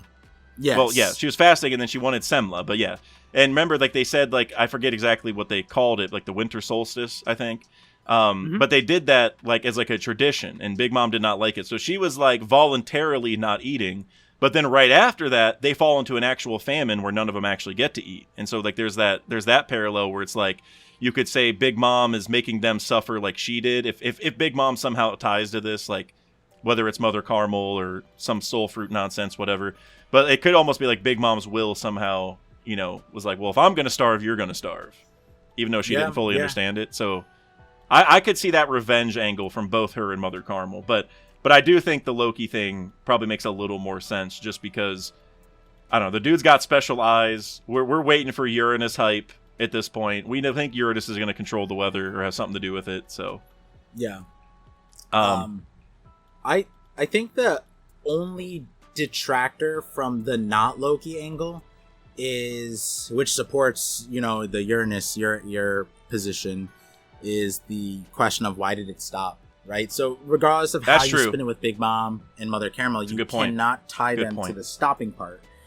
Per se, unless like, because it was a few months, right? Like he was born, and then it said that same year, all this stuff happened, and then a few months later, the mom died, and then, so like Loki's still like barely like 1.5. You know, he's probably still like 1 by the time this happens, right? I think so. Here's my question: how long was it between them leaving Elbaf, like Mother Caramel and Big Mom, and then Big Mom eating Mother Caramel? What if that lines up too? Within just a few days, the House of Land. Oh wait, hold on. I'll take her, the giant hero. Yeah, I think it was within a few days. Okay, because I was gonna say that could be the thing is like maybe Mother Caramel died, and that's what ended the drought. But yeah, I don't think it was only a few months. Yeah, it says within just a few days, things were as they used to be, and that's her on the new island. Okay. But they were basically saying, with the House of Lambs going to be separated from her and the giants, Mother Caramel left the shore. Obviously, we know why they couldn't be separated from Big Mom. It's because she was trying to sell her ass to the CP0. So, like, that's why she stayed with her. Right. An interesting line says, Caramel's smile grew even warmer after that once they started their new lives. So it said, within just a few days, things were as they were used to be. So it kind of alludes to it was a very quick transition because they didn't want to hurt Mother Caramel's relationship with them. But and then was that the birthday, though? Was that like a few days, where it says like after a few days things went back to normal? Is that when the birthday was?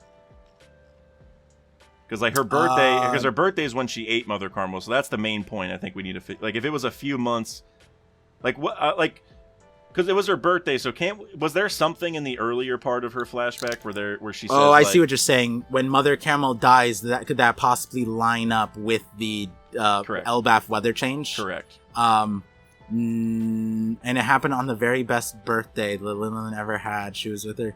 Yo, this chapter is so crazy, but I can't wait till we get. Don't get me wrong. The base understanding is that, you know, Big Mom ate the kids and Mother Caramel, but I would not be shocked if we get a different answer whenever we see the real thing. Like I could almost see, like, maybe all the kids ran away and only Mother Caramel was eaten, and maybe Mother Caramel did it on purpose or something like that. That's like I think Oda's gonna make us see that situation differently whenever we see it. But yeah, so it said it was her birthday that Mother Caramel passed away, obviously, or vanished. But when they left, so like they're already situated on that new House of Lambs, and Mother Caramel goes, just consider at 5 years old she had the talent to lay the village of Elbaf half to waste. So she is 5 when she does that. She's now 6 when Mother Caramel dies. So there is some time in between that moment. So it actually may be the few months later might actually be related to the weather thing. Honestly, her dying could have released the soul back, maybe. Right. Or like Pandora, if Pandora was like holding all the heat from Elbaf, and then maybe once Mother Caramel gets eaten, Pandora dissipates and the heat goes back to where it was, I guess is the idea. Yeah. And then, like, the other thing is, like, maybe Estrid and Mother Caramel had some kind of ties. Here's another thing. I can see that. I can definitely see that, by the way. Like, what if her family is the one who brought Mother Caramel? Like, hey, because you gotta think, the prophecy, right? Mother Caramel is the one who's the religious leader, right? True. So if anyone's putting out prophecies, and she has by this point 30 plus years of positive giant PR. Mother Caramel has with the Giants because she saved them 100 years ago. Yep, I could make some fun parallels to real life, but I'll wait till after the call. But yes. And another thing that I thought was very interesting, is like in chapter 1154, the one we're reading right now, the guy who like walks into Hiredin's house and just instant chokes Ida, right? they like silhouetted the person who told him the rumor. Because when you also think about, we mentioned this before, the rumors that around like Loki and the thing, that was Astrid bedridden speaking to the guards, and the guards were like, no, bro, dude. Like he's just a baby. That silhouette's one of the top guys, the board of directors. You know what I mean?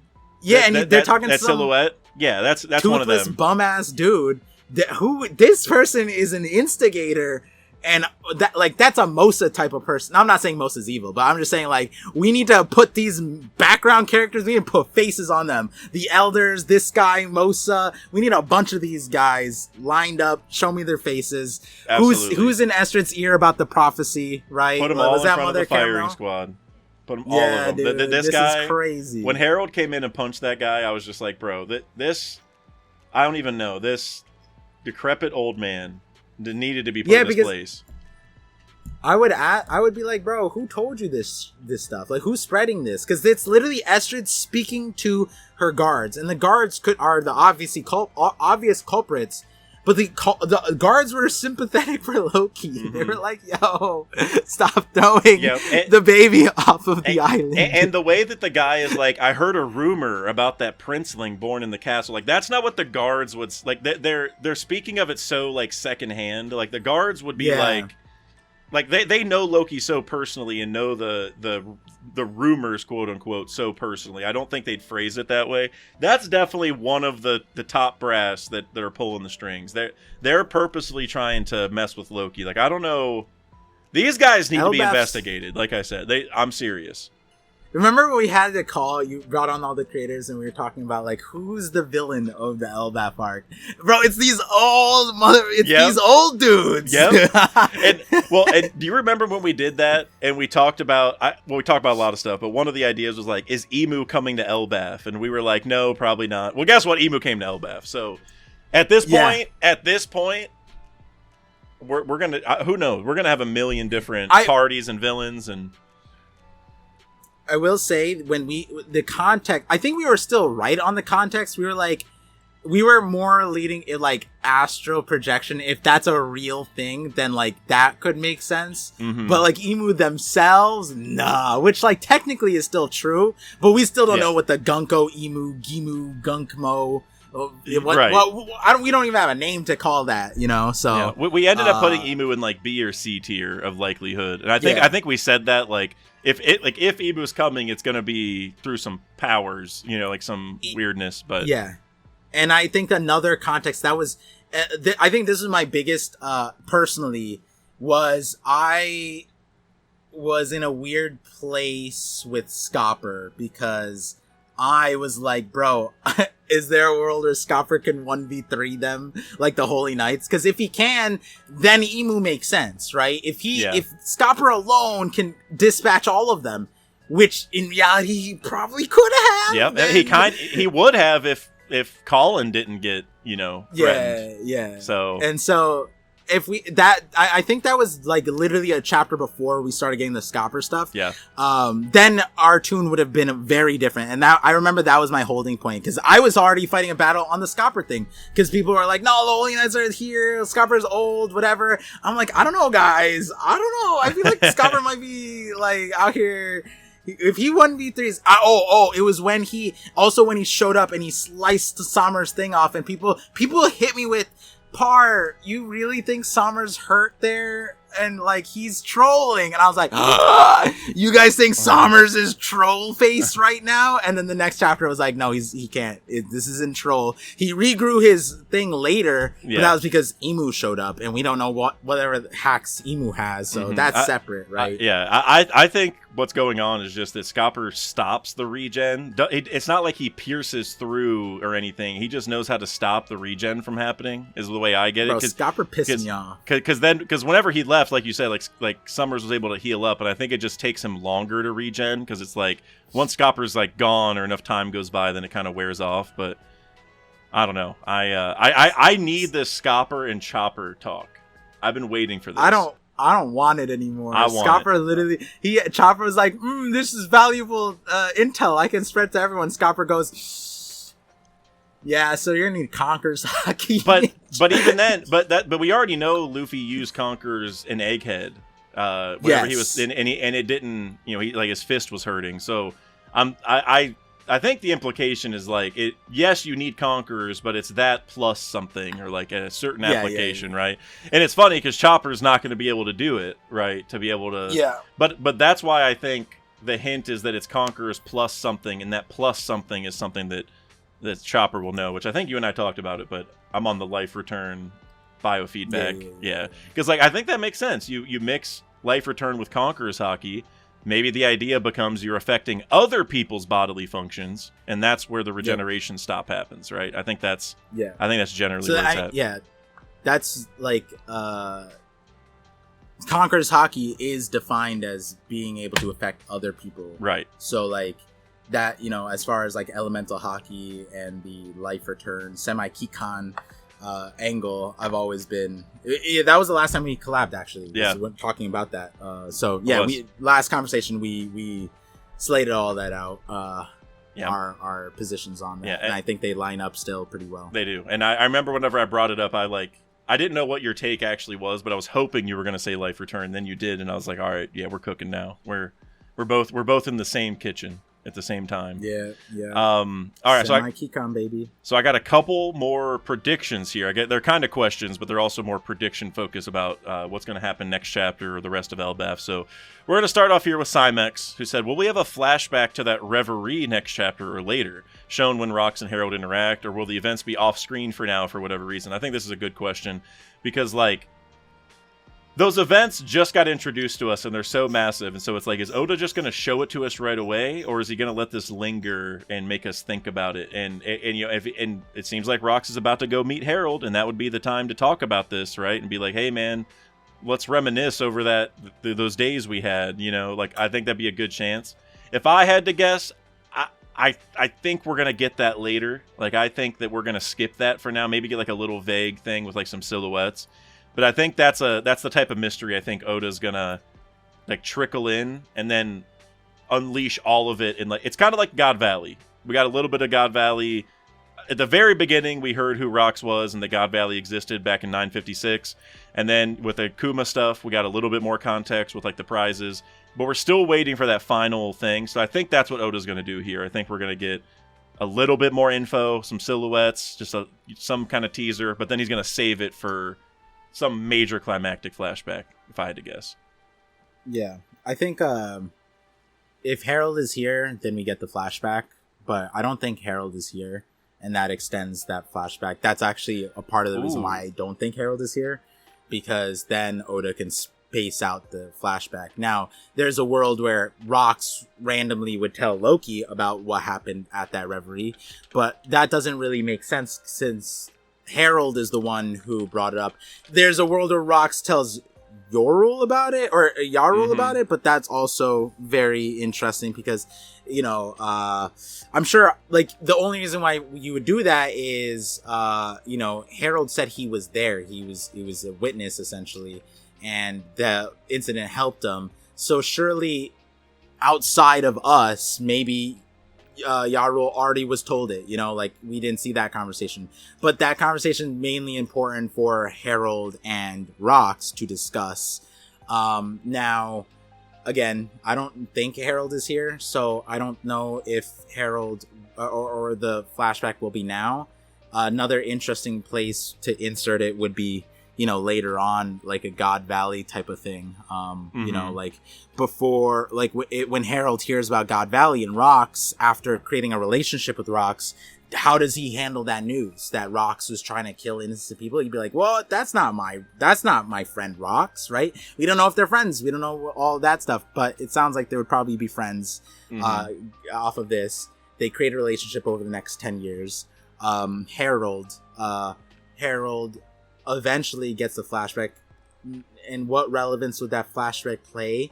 It would probably play into contextualizing God Valley more, and so maybe we get the God Valley stuff a little bit later on. I don't know. That's where it's weird, because we're not going to get it from Rox directly, obviously, And as far as people that we could get this past Reverie from, it'd be Harold or Rox. So unless other people from Rox's crew was there, but I'm not going to hold my, I'm not going to put my stock into that. So if Harold is here, next chapter. If Harold's not here, then later down the line. But I do feel like it makes sense to do it in this flashback. And I feel like it makes more sense to do that in this flashback than in God Valley. Because God Valley shouldn't be Harold-centric. It'd be Rox-centric. And we can get that from plenty of characters, right? It would be crazy if the first Rox flashback we get isn't God Valley. You know what I mean? Like, he comes in and shows us some, like, other past stuff. It's like, wow, damn. Like, it kind of makes sense to contextualize them before God Valley, right? Like, it'll make God Valley hit harder if we go into it. And also, you mentioned Harold might not be there. And I thought that was really interesting, because that could parallel Kaido and Ace a lot. Remember how Ace went there and Kaido wasn't there? Like, he wanted to fight Kaido, and instead he met Yamato and all that stuff, then he just left. And I don't know about you, but I feel like the Kaido is Harold's son stocks are just so sky high right now. I don't even know. I'd be shocked if that didn't end up coming true. I don't know if you saw, but this one panel in the chapter where Harold's like talking. Let me find where he has like the full kind of goatee thing right here. That, like, if you told me this was Kaido with just different eyebrows and face paint, like, I'd be like, yep, you're probably right. Yeah. You know what I mean? That looks so close to Kaido. So yeah, I think that's pretty interesting. And to loop in, I think we had this conversation before too. About Kaido and the Harold thing, and I'm in agreement that there's some kind of picture that connects them. But back in the previous collab, I'm pretty sure we had this, the one-on-one, or no, this might have been the group collab that we had. I'm forgetting. I know I was talking to you, I'm pretty sure. But it ties back to what we were talking about earlier, about the Rox, Blackbeard, Buggy. People putting Buggy's face on there doesn't necessarily mean that they're related. It could be meaning that the will is passed down. Now, as far as previously, when we didn't have the context of Harold, but I was saying, what if the context was Kaido is living up to the same like life paths that Harold wanted to do? And the reality is that Kaido was working with the world government. But he was working with the world government to an extent of toppling it by the end of it. Now, Harold's point of view is very interesting because we don't have that nefarious side of it where he wants to take down the world government. And I know people were like, oh, maybe Rox is here because he wants to ask Harold to help him take down the world government. But again, we don't know Rox's disposition despite him looking like this, right? The reality is, if he looks like this and he looks like Blackbeard is literally on record saying, I want to be with the world government. Yeah. We don't know how that pans out in the past, the front end of it or the back end of it. But as far as where it comes with Harold, ultimately, Harold was working with the world government, but internally directly antagonizing them by making Elbaf peaceful and not creating an army of warriors that they could abuse. Instead, he was making a bunch of educated, well thought out soldiers that would be able to be like, why are we doing this? Like, that's essentially what the world government doesn't want. And on Kaido's front, he was selling them weapons and doing all this stuff, but he wasn't selling them the best weapons. He was actually undermining the weapons trade because, as some may remember, Doflamingo created a monopoly. Doflamingo was technically the broker giving Kaido the smiles. Kaido was giving him the monies to separate himself out, but it was a monopoly. Only the smiles went to Kaido, nowhere else. All the other weapons, no one else could buy smiles. And that in and of itself would be undermining the world government because the world government was the biggest purchaser of the weapons to the point when Doflamingo stopped. They went directly to Kaido, and then they were still going for weapons and not the smiles. And so, in a way, Kaido was doing something similar too, because he was home growing an army that was, in his mind, going to take down the world government, or be counterproductive to the world government while still working with the world government. In a way, like, taking over Wano, keeping the isolated thing, but then he was also weirdly And this one I'm kind of twisting because Kaido did it to defang the samurai. He stopped them from being warriors. He stopped them from school, from martial arts, from all that stuff.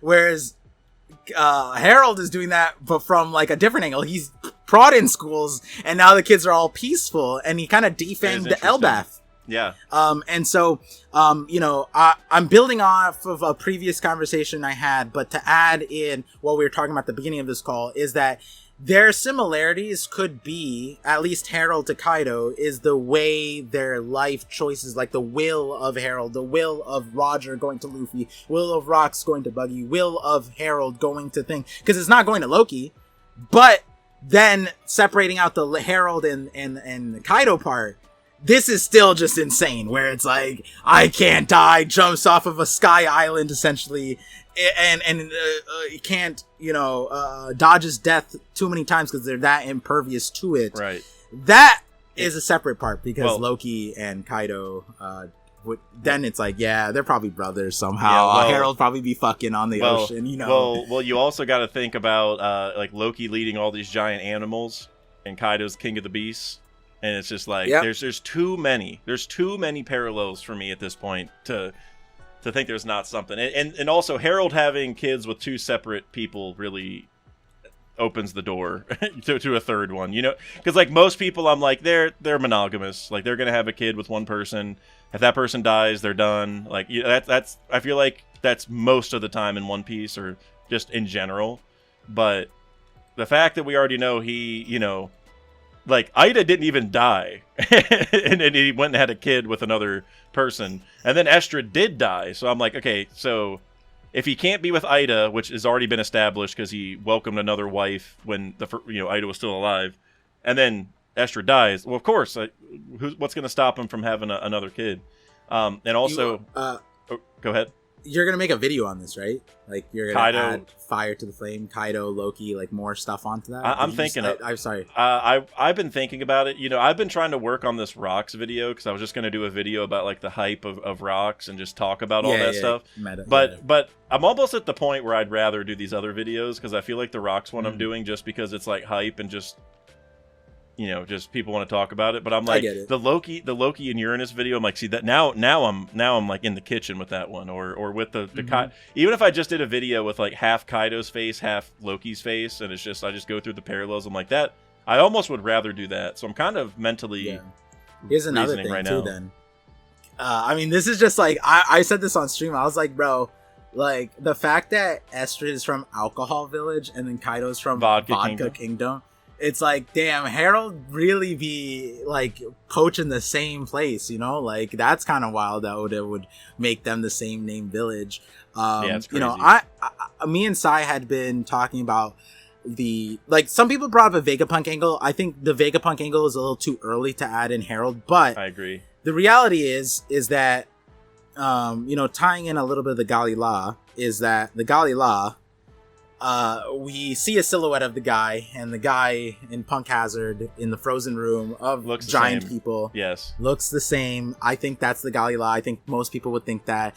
The reality is that's a weird one because we know that Punk Hazard was turned into ice post, time skip. And so they're in ice.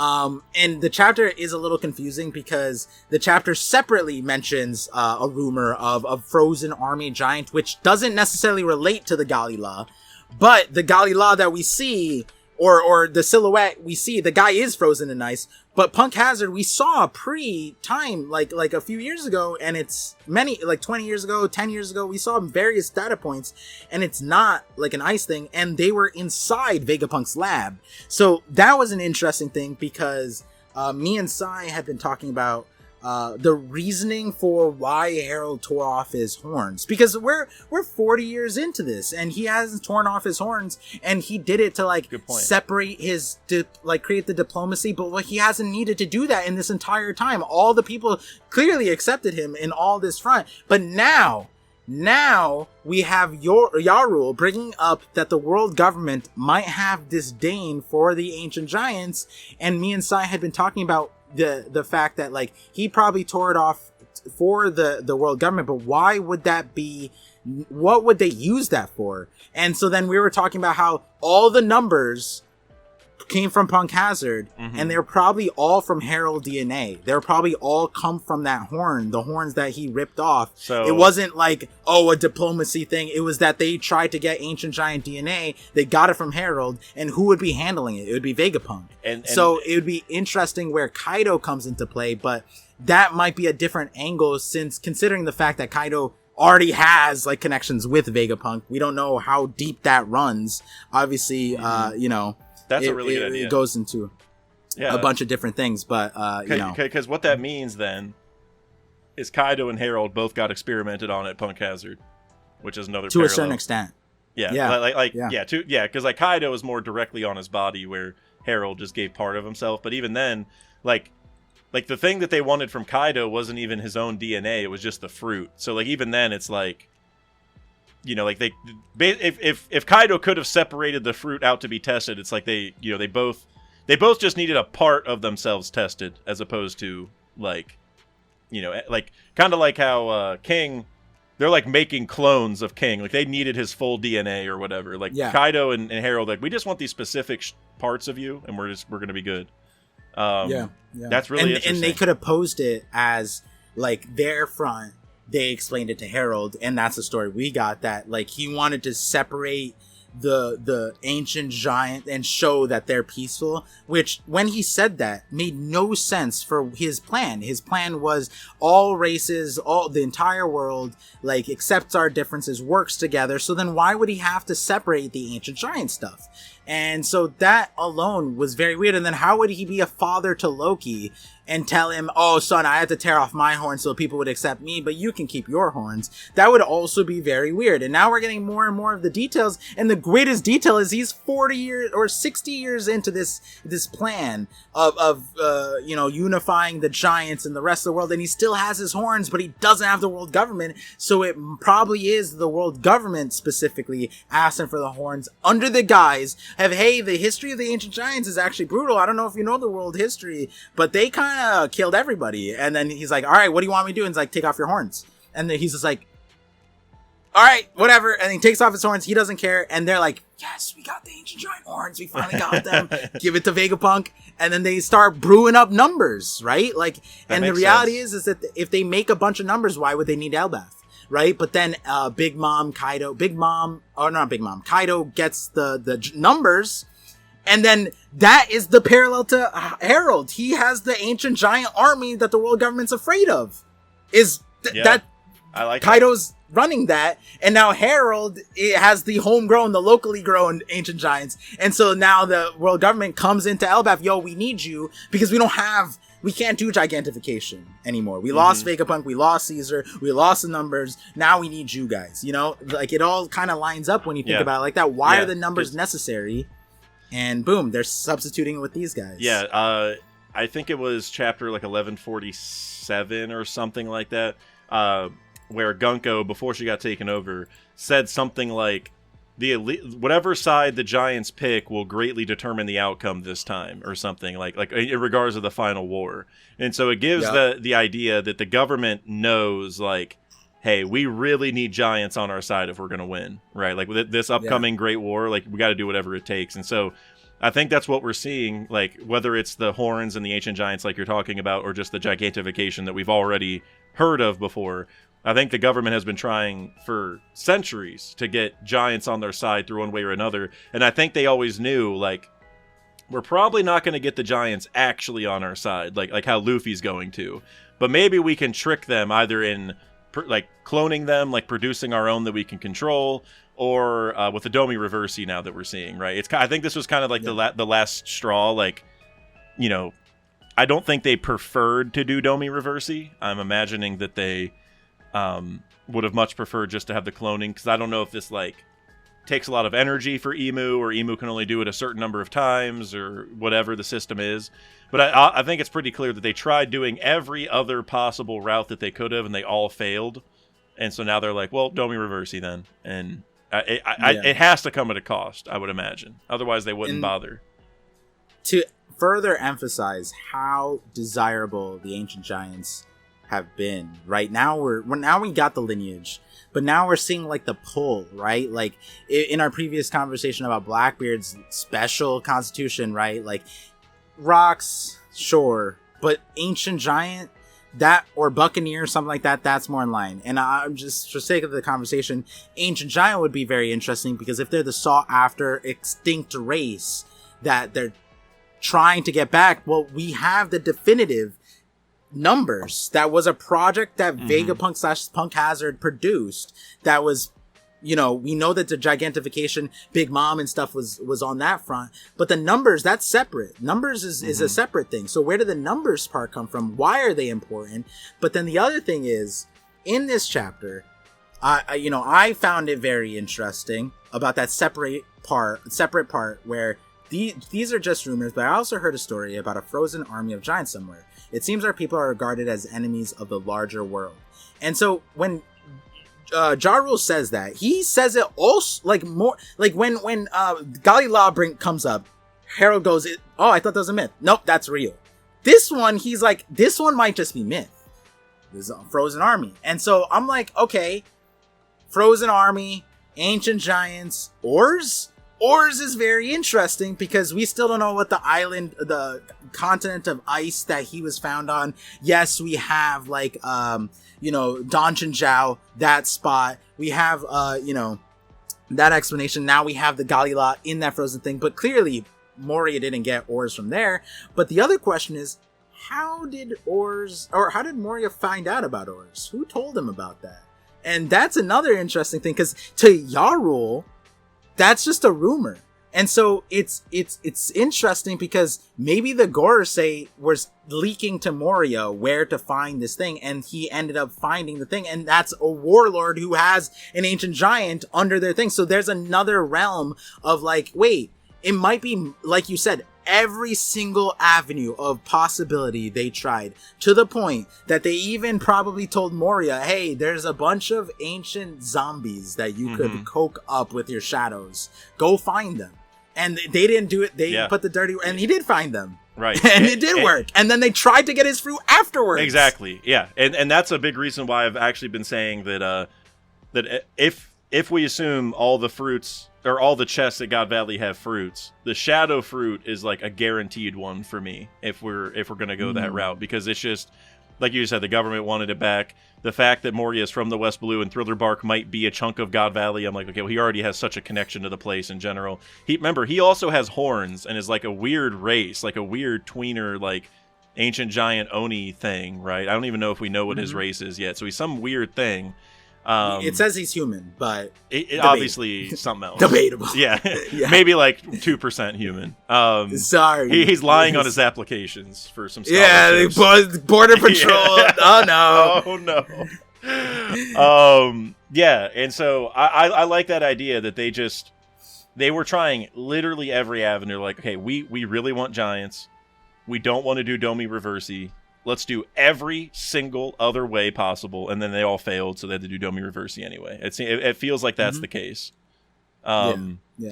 All right, I got a couple more prediction questions here, and then we're going to get out of here. First off, from Oblivion Folder, given the seriousness of the lore drops, which narrative pieces do you think will be finished by the end of Elbaf? Like, what lore will remain a mystery that was touched on in this chapter? Oblivion Folder?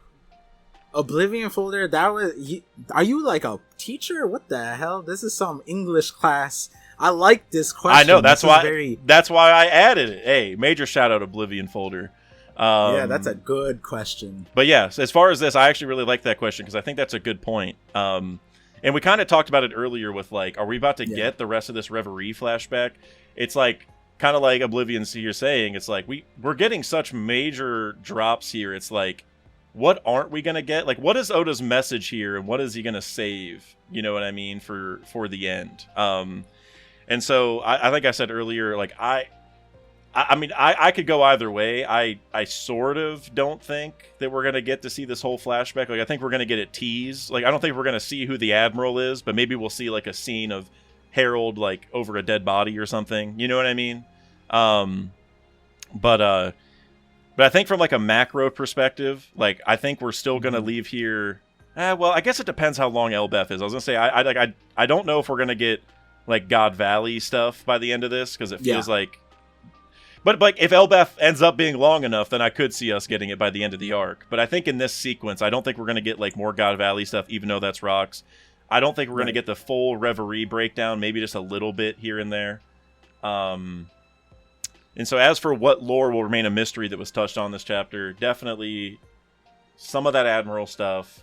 If we go back up to the Warhammer boys, as I call them, I think we are not going to get a lot of info on that for a while. I think this is like, sometimes Oda likes to do this thing where he'll introduce a brand new crazy idea and then not touch it for a little while, because he's like, I want you guys to get used to this thing existing before I dive into it everywhere, right?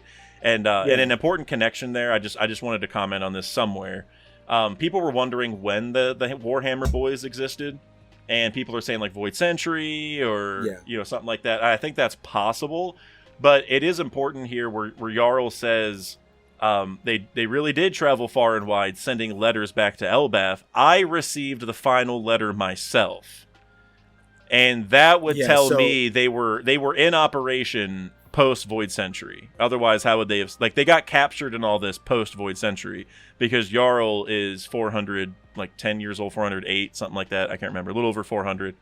And so if he got the final letter himself, that I would assume he had to be like an adult to get these letters. Like, I don't think he would be getting these, as like a 2-year-old. So maybe we can say he had to be at least like 50 in order to get, because that would be like he's 17 in human years, and that's usually when people start doing important things. So we have to say he would be at least be 50. So this is like 350 years ago minimum. He could be older, but to give context, so Fiso, the translator for TCB, I don't know if you refreshed, because that's the Kubari link.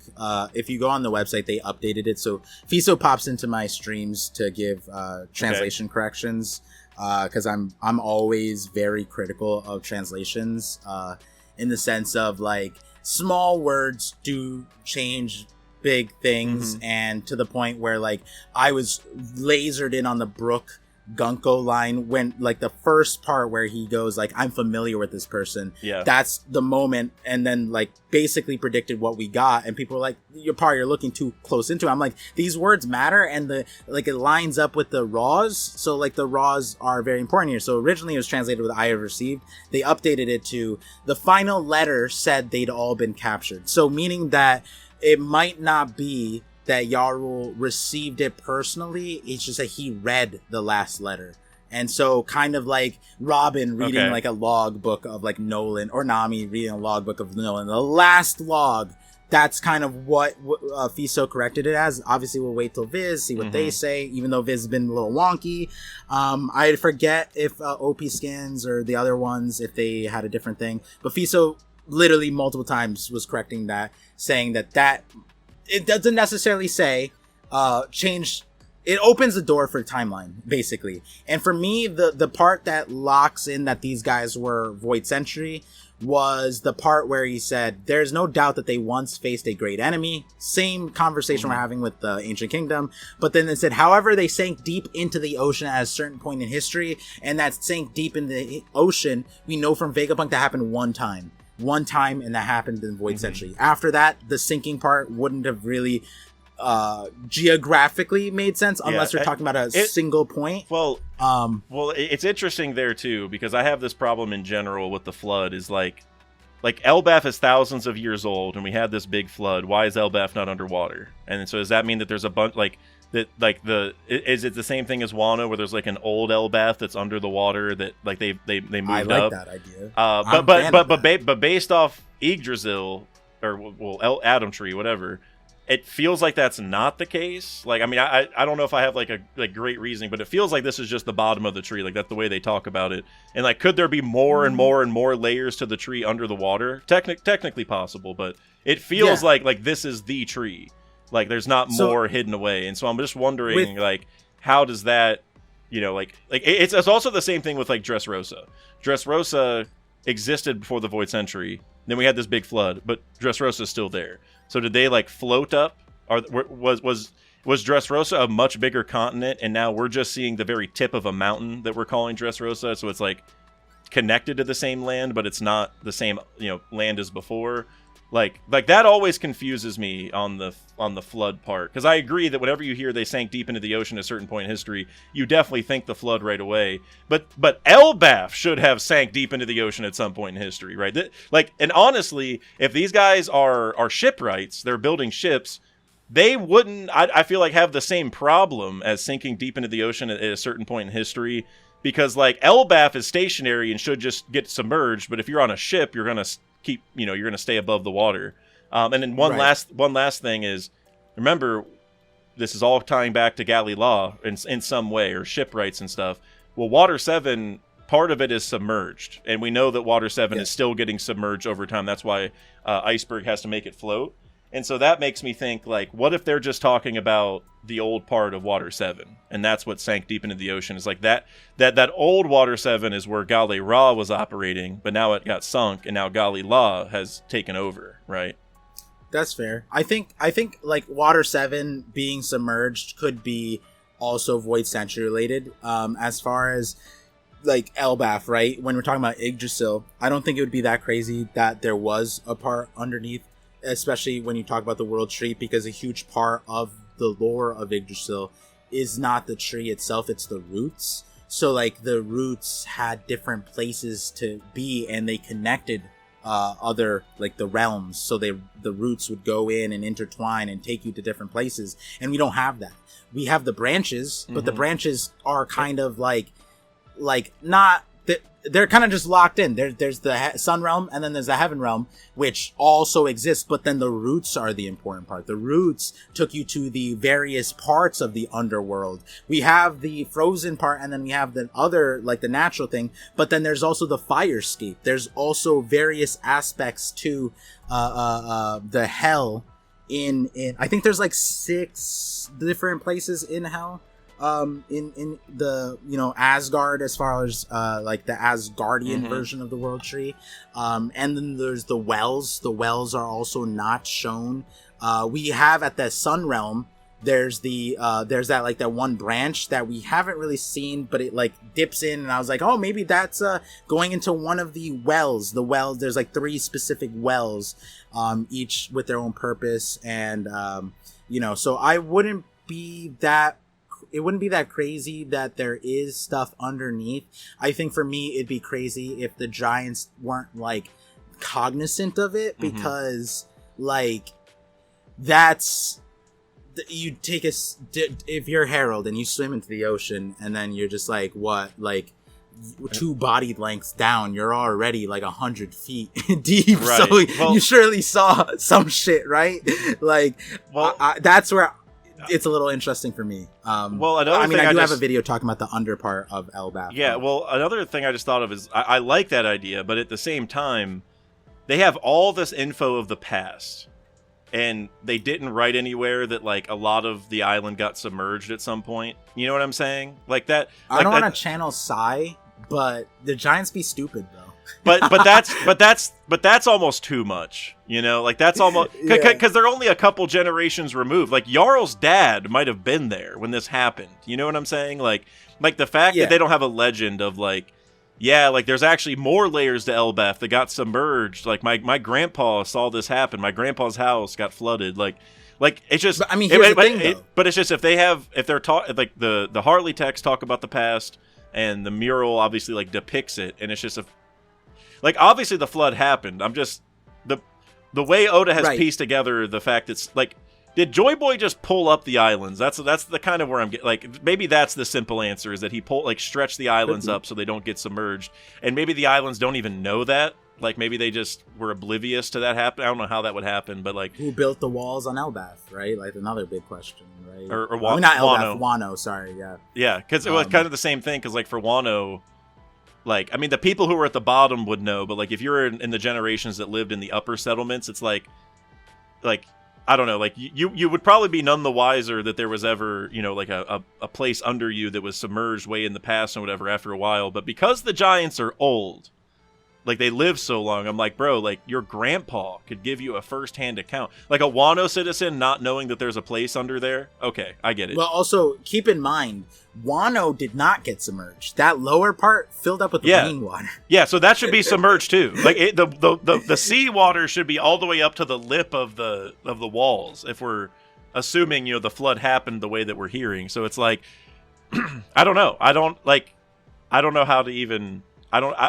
Joy Boy had to pull the islands up. I don't know. Like that has to be it. I don't know what else would possibly work. Yeah, it's interesting from a multitude of reasons. And so one thing I will say on this whole Galley-La thing is, for me, it'd be more weird. I guess less weird, but like the fact that Harold, the king, royal family, he thinks that the Galley-La is a myth. If they're post a Void Century, that's weird. It is weird. Mean? Yeah. I agree. Because post Void Century, then the Galley-La is known. Then the Galley-La is recorded. The Galley-La should know that they're from the Galley-La of the thing. Right. So, like, the Galley-La themselves, we should have found out from Iceberg. Iceberg being named Iceberg is a slight to the Galley-La, since they're apparently frozen in an iceberg. So, like, that's just ironic that that's the case. But, when Harold says myth, I'm thinking that also adds to me that it's pre-Void, or not post-Void Century, and then Fiso changing that translation. But remnants of Galley-La, right? Like, clearly there are.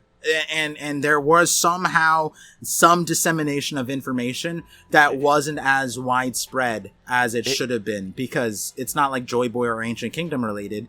But the name carried. But I could flip that on its head too and say, like, it's weird that he thinks this is a myth, but yet they take Nika for granted. Like, they just assume he's a real person and all that, and he's also pre-Void Century. You know what I mean? Or during Void Century. Like the way they talk about Sun God Nika as if he's like definitely real, definitely coming back and all this. It's like, well, that's also back then, but you don't think that's a myth. So I guess I think in general it's a little bit weird. This whole, like, I think the most likely is that they did exist in the Void Century. But I think another thing though that we have to remember is that it could also be that they did exist in the Void Century, but the last bastion of them that Jarl is talking about died after the Void Century, right? Like the company existed back then, but they didn't die out till 500 years ago or something. Well, yeah, and another angle too is, how does Tom know? Right? How did Tom? Because Tom wasn't born on Water 7. He went there in his adult lifehood. So, and he went there and then inherited it, or was he already inherited? Like, he was already a crazy shipwright, but like, when did he become indoctrinated into the ancient shipwright guild or whatever that inherited the Pluton blueprints? Was it on Water 7, or was it prior to him going to Water 7? And he went to Water 7 because the plans were born there, because whoever gave it to him was related to that. We know that the giants are more widespread than just Elbaf, but the Tom angle is a huge one, which ironically, I had a Tom Man Marked by Flames video, and I'm pointing that out because I had positioned the fact that, like, maybe the world government, because we know for Tom not dying is the main part of that video that I was pointing out. I was like, hey guys, we might think that Tom's dead, but he's actually not dead. He's alive. Yeah. And I know that the Viver card said that he was maybe deceased. I forget if the Viver card did that, but next to him in the Viver card is Saul, who's not dead. So then I was saying, like, hey guys, look, they didn't kill him. They didn't shoot him with bullets. They shot him with tranquilizers. And so they very clearly did not mean to kill him there. They wanted everything but to kill him. That's what the whole point of the judge and the court thing was. And they brought him to impel down, and then we see Galley-La in the thing, and I pointed out, not realizing that was Galley-La, but I was like, hey, look, these are prisoners in a thing, separate out. Like, maybe Tom is in a situation like this, post time skip, something like that. I don't know. And so I pointed out, and then people are like, oh my god, it's Galley-La there. And I'm like, oh my god, that's so crazy. I haven't seen people have like, oh, I see the Galley-La symbol there. I don't per se see it, but going back to the conversation with the Galley-La and their relevance in the timeline, I do think that, there had to have been a remnant of it, because Tom had to have gotten the thing. So if that's the person that Yorl is connecting to, sure. But as far as definitively saying pre-Void Century, I'm 100% on that, because if we're to even associate them with their lore that we have before this, yes, we have Pluton chapter 354, but we also have chapter 648, where, you know, the Sea Kings are talking about Noah and saying them, and a lot of people already attributed that to the ancient shipwrights, me included, and whatever ideas I had about that separate out. But the point is, it's not crazy to think that these are the ancient shipwrights that were building the Noah, who are able to remake the Noah. And the important thing about the Noah is that the Noah, biblically or not, but Abrahamically, was a god. God gave Noah, like essentially a plan, saying, hey, I'm about to flood the world because of XYZ reason, whichever iteration. Build this ark because it's about to get crazy. Now, in the story of One Piece, we have Vegapunk, who is pre-cogging the world flooding again. And what plans does the world have for that? Building a ship. Now, the thing about this ancient shipwright guild is that the question mark is, if they are the ones who built Pluton, Galley-La, and they are part of the Giants, and they are, you know, included, are these the same group that Vegapunk has been chasing? Like, Vegapunk is chasing the Ancient Kingdoms technology, but the Ancient Kingdom technology isn't the peak of it the ancient weapons? Isn't that also what Vegapunk was saying? And so if we're saying that the Galley-La made Pluton, then that's also something that Vegapunk is like, yo, this is way beyond me. And the point about that is Pluton's there, Noah's here. Noah reasonably would be made by the shipwrights, maybe not an ancient weapon, maybe it is an ancient weapon, who knows, whatever. Point is that like Vegapunk predicted the flood, maybe the ancient shipwrights also predicted the flood, and that's why they built the thing. So maybe these ancient shipwrights are more than just shipwrights. Similar to the whole thing with Frankie. Yeah, he's a shipwright, but he also made a cola engine, right? So it might be that they're just known as shipwrights, but they're also just like Vegapunk level scientists. Well, that leads me to another thing where they say they sank deep into the ocean at a certain point in history. I also wonder if that's not necessarily because the flood happened, but what if it's because they built the Noah and took it down to Fishman Island, right? Like because it had to go down there at some point, and so what if they sailed it down there and that's the story? And then I wonder if that ties to how Tom is even connected to this, where one of those people that sunk down into the ocean with the Noah down to Fishman Island, one of those descendants ended up being Tom. And so Tom is a descendant of so he's a giant fishman hybrid of some sort, and that's where we're at. Well, okay, if we're saying, right, this is where I get into like conspiracy part, because I'm a huge fishman lore person, Tom, Buggy, Fishman, other stuff, right? So I looked into this, and the one thing that's kind of wild is like, yo, why is Neptune so big, bro? Why is Poseidon so big? What? Because the other suns aren't big. Neptune is huge. Is he a giant? His fish isn't even it's not a it's a relicanth or whatever, like that Pokemon. It's one of those things. They're not that big. It's literally, why is Neptune massive? And I'm like, if the Galley-La, he is a coelacanth fishman. You're right. If Galley-La sunk down, according to what you're saying, and I didn't bring it up, you brought it up, and this is Void Century, and the Poseidon, who is supposed to be Shirahoshi's like reincarnation person, and Shirahoshi's huge, and we have no explanations for why she's big, because she's also she's a Japanese whiting fish that's like this big. Yeah. So are you getting to the point to where maybe the first Poseidon was like the daughter of a fishman royal and one of the Galley-La people? Is that what you're getting at? Hey, I mean, if the shoe fits, is all I'm saying. The shoe. No, I like that, man. I like that a lot, actually. I think that makes a lot of sense, because you also got to think Den, right? Tom's brother is down with the Noah, like in the shipyard thing, and it's like, okay, so this family is deeply connected to the Noah one way or another, but that also leads back to the Pluton thing, and maybe it's just me, but like, did they make both Pluton and the Noah, or is it maybe there's like a bigger story here where I think they definitely made the Noah, but the thing that's very like different about the two is that the Noah is just a giant wooden ship. Like, there's, at least as far as we know, there's not special powers. It's not like Pluton that destroys islands. And so then you got to think back to Pluton. It's like, okay, so that's like really high tech. So what's the combination here? Like I feel like at a bare minimum, the Galley-La guys would have had to like work with some other scientist type people to make that ship. So it's not just them. It's like they helped another crew make it. You know what I mean? Which maybe, I don't know if this is a good parallel, but I'm kind of thinking how Frankie was going to make the Sunny himself, and then the Galley-La's like, nah, we'll come help you. But like he was part of Galley-La, so it's like, I don't know if that connection really works, but it's like maybe they were trying to build it and they needed help, and that's where like some high-tech people come in. I don't know if that's where the lab comes in on Elbaf, if that had something to do with it. I mean, you don't have to go that far. I like your version of it works too with the Pluton. Not necessarily the full angle, but like if you go back to the part of the train, right? Tom makes the train. Frankie, and dude. Iceberg, and then afterwards they're still making the train without him, right? They made more, and they literally have two. Well, and my OGest of OG Pluton theories kind of said that Pluton is going to be like an underground sea train. Like that was the idea of it. Exactly. Like, we need to travel underground. It's way easier and quicker and safer. It's the sea train on steroids. And so maybe that is it. Like they were trying to make that, and maybe they had to go get some help because they're like, hey, in some situations we can't, like we need, there's some technology, there's a technology barrier for us here. And so maybe they did have to go recruit some help. So there's like, hey, so I got sauce for this. You want the sauce, Dax? Give me the sauce. What kind of ship is the train? It's a steam ship, right? Mm-hmm. You said it's a undersea train, right? And if we're saying Galley-La made it, surely they didn't make it for small people. They made it big, right?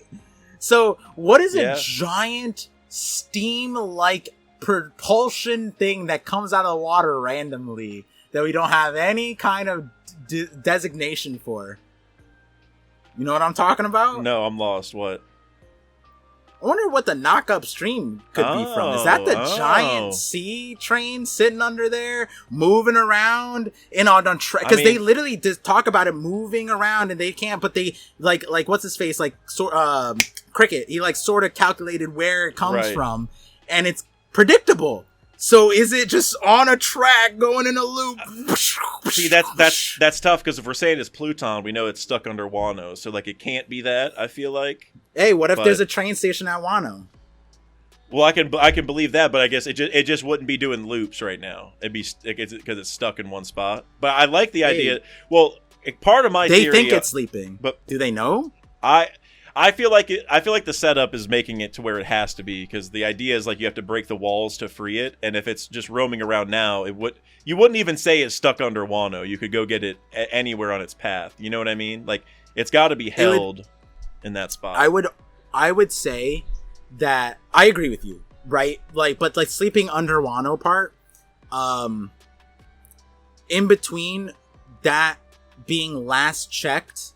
Right, like Sukiyaki being a silly person, but in between that being last checked, maybe a major world event happened that triggered it to leave, and we don't necessarily know. You know what I mean? It could be that there's something got set off, and now it has been roaming. I mean, Nolan's whole the backstory with Kalgara 400 years ago, there was no knock-up streams there, and so what caused the knock-up streams to start happening? I don't know. Maybe Pluton had some kind of trigger. Hey, if this thing happens, you're going off. If that technologically advanced, right? Kind of like Emeth. If Emeth was asleep for however many years and then just randomly woke up and it left where it was supposed to be, well, what world event happened? Nika got awakened, so maybe something happened that Pluton left the station. Maybe it comes back. Maybe it's doing loops. Maybe it's stuck. I wouldn't be as hard locked in that it has to still be in Wano, but it could be that whatever truth it has for undersea train, and again, it fits your OG theory and the various iterations that it's an undersea thing. If that thing blew underneath the station, it would blow up Wano 100%. So like the point being is that like could it have been stationed at Wano? Sure. Could it have been there for until recent history and something set it off? Probably. Emeth woke up for random reasons, right? Like I don't know. It's tough because like I want it to be true. It's just if Oda set it up where Zunisha has to break the walls to free it, and it's like, oh, just kidding. It's been roaming around this whole time. I'd be like, okay, like now, like Zunisha's useless. I get it. Yeah, I mean, Zunisha's is that the last useless. time Zunisha's been? I mean, Zunisha's kind of useless anyway because Zunisha pulls up and the whole place is on fire. We got an elephant here with a long trunk who could shoot some water. Nope, let's have Raizo do it with Zunisha's water. Like that. That is the if Raizo just had regular ocean water, I'd be like, all right, it's slightly more acceptable. No, he took Zunisha's water. I don't know. Zunisha isn't even where Pedro was buried. Come on, how useless is Zunisha? I mean, bro, like Zunisha came to Wano. It's like, hey, let's get Pedro's grave over there. Come on, Carrot, come on, like let's do something. I got one more theory to share with you before we go because we were talking about Tom, and I just wanted to run this by you. I don't know if you've thought of this before, if you've accounted for it in any of your other theories, but it's something that we were talking about recently, and I feel like this almost has to happen now. But so I'm also a believer that Tom's alive. I'm a big believer. In fact, I would not bet money that he's dead. I don't know if I'd bet money the other way. Probably would. But I would never bet any money that he's dead because this is, I mean... I remember when we talked about the man marked by flames and you had Mass Deuce and I had Tom. You didn't disagree on him being alive part. You disagreed on the Mass main... Well, Well, and I've been thinking about what his role would be because part of that, by the way, is just that like he got taken to Impel or to Ennis Lobby to be locked up. And I'm just like, well, if the government's going to do that, they aren't just going to go let him be free. And maybe he would escape and that's the idea. But I'm like... So I started thinking, well, why would the government keep him alive? Like, what could they have possibly used him for in the meantime? And then I got to thinking, well, he is one of the only people who've seen the Pluton blueprints, and we already know that they had him make the sea train so that he could vacate his sentence, right? That he had from making the Oro Jackson, like to exonerate himself, he had to make them something, and it was the sea train, which the sea train is the Pluton parallel. There's maybe something to make for there, but. Basically, what I think might have happened is they saved Tom because they were telling him, like, forcing him to make a Pluton or make a weapon for them or something because he would have known. Yep. And so whenever we talk about the weapon over Lelucia, I've been saying for a long time that that's going to be an anti-Pluton type weapon. Like, it's not going to be just Uranus. It's going to be... I don't know if it's going to be that those blueprints came to fruition. I don't know if it's that there's something from the past that was made with those blueprints and maybe that's what they're doing. Like, I don't know what the whole story is, but I think... Those blueprints have to tie to whatever that machine is kind of my idea. And so I'm wondering, did they keep Tom because they wanted to have him make their weapon, and then it's just that they needed Vegapunk's power source to finally use it? Because like I feel like Tom's really smart, but I don't know if he's smart enough to make that. But could he make the husk of it that is then powered up? Like I feel like that is reasonable. And it could also be that, like I said, maybe they have an anti-Pluton type weapon from the past because I don't think they actually knew for sure that Tom ever looked at the blueprints. Like they had a hunch. That's why they had the whole plan. They were trying to take him. I think they knew that they were there, but I don't know if they knew for sure that he actually read them. And so I don't know if they would have like the like from Oda's perspective, I don't know if they'd have enough knowledge to be able to just force him like, hey, make what was on those blueprints, because if they don't know he saw them, or if he doesn't have them, how is he supposed to remember it? But what if they have a weapon from the past that was just aged, like it was old, broken down, and he just had to fix it? That is super reasonable, I feel like. Like, hey, we have this high-tech thing. We think you're the only man on the planet, other than Vegapunk, but he's a whole different discussion, I guess. It's like, they probably didn't want him to know, right? They probably wanted, that's why they have Tom, who's like, hey, you're supposed to be in jail. Everyone thinks you're dead. You're the perfect person to lock away and work on this, and so that nobody knows we have this big weapon. Like, we want to keep this under wraps. And my last part of this is like, do we know of any ships that the government has that could cause damage like that? Are there any ships that we've heard of in the story that the government had that were heralded as great warships? We do. The Oxloid. Could it be that that they've had the Oxloid this whole time, and they're like, hey, Tom, you know about fixing up big time ships, or to make, dangerous battleships like Frankie did. Let's have you work on this. Let's have you fix it up. And that's what Tom's job has been over the last 20 years or however long it's been, is for him to fix up the Oxloid. And then once Vegapunk came along and made the Mother Flame, that was the final piece to finally use it. And that's the whole story, is Tom's been forced to build that. Vegapunk gave the power source. And now it's a whole retread. And this is my favorite part. It's a retread of what Tom taught Frankie about. Don't feel bad for your creations, right? If somebody uses your creation for a bad thing, that's not your fault. You're supposed to love it anyway. I feel like that could be it, especially if the Oxaloid was made by these Galley-La people in the past, and if Tom is related to them, he's fixing up his family's ship that is made in the past, and he could almost be like a familial thing, like, oh, this is my cousin, this is like you're supposed to treat your ships like children, right?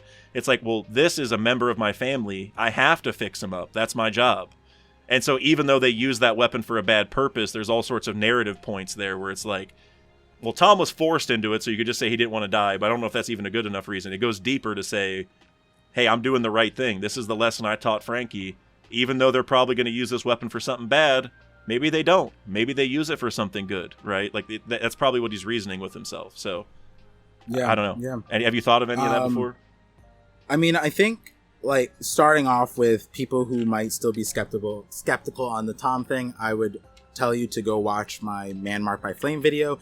Not for the part of the Man Marked by Flames thing. That's just a direction of the theory. But there's like many theories and many on my channel. There's a multitude of different things being brought to light there, and the main argument being Tom, like the discussion around his death, right, is very important because in that video, I was basically saying, like, the reason why, like, they were so against killing him was exactly what Dax was explaining here. Their intentional point was for him to build something. And the main thing I'm saying something is because at the end of the day, they didn't care about Pluton. They didn't care about the blueprints. They went under to Water 7, and they went under the guise of, like, oh, anyone associated with Roger is a criminal. And they were trying to squeeze him. They were trying to blackmail him, and he offered his life dream as the consolation prize. You got me, I build the ship, but let me free, I'll build you a sea train. And They were like, oh my god, what the heck? That's so unreasonable. But the judge was like, wait a second. How can you connect the government islands? And he's like, every island, basically, like paraphrasing. Yeah. And that was enough sauce to get like 10 years, I think it was a decade or a little bit more of pause on the trial, on all that stuff. And Tom had a proper headway through it. But separately, Spandam comes into play, and he is pushing the Gorosei. He has a call, and he's just like, I'm gonna get this out of him, blah, blah. And the Gorosei are actually like, bro, it doesn't matter. Like, if you care so much about this, you take ownership of this plan. But like, they is kind of wild, but they were honestly like, you know what? As long as the blueprints aren't like being used, which we're making sure of because we're monitoring Tom and he's making us something, like, as long as that's the case, it's fine, right? They were basically on that front. Yeah. But Spandam was the one who pushed it and said, I'm going to push the thing. And he actually jeopardized a lot of the plan, because if Tom was able to live longer, he would finish the entire world government being connected to everything, and that, separated out and going to the conversation of, Tom propelling the idea that, like, you're not evil for making a ship because you're not in control of how they use it, which went to both Iceberg and Frankie, because Iceberg continued to make the trains and stuff like that, and he's not evil. It's them who are using it for evil purposes, and Frankie, same conversation. And so, using that idea, I was saying, like, it's likely that they were using Tom to build something, and my position was like, okay, maybe they tried to make him make a train or something like that. If they had an Impel Down, I pointed out in Impel Down, the best way to escape is if you're a fisherman, because Impel Down is, yes, locked in, and yes, there's sea stone, and yes, there whatever, but there's a hatch in lower, like around level 2 or level 3, where the Blugori just leave. And I'm like, yo, if you want to, this is the worst place to lock up a fisherman, because you could just leave and no one would be able to really follow you. And then, is Tom weaker than Blugori? Absolutely not. So that was the part of the Man Marked by Flames, one way or the other, whether it was Luffy, Blackbeard, or whatever, they freed Tom, whatever, and in between the timeline. But the point is, in between that timeline, he had been making something for the world government. Was it that thing over Lulusia? I would be on board with that. Sky's the limit. But yes, 100% Tom being alive under the world government to build something, and if you were to tell me that it was something related to his family, the ancient shipwrights, the Galley-La of the past, that would be even more reason for him to be like, yeah, I'll build this, whatever. Yeah. But then he would also put like a backup plan on there too.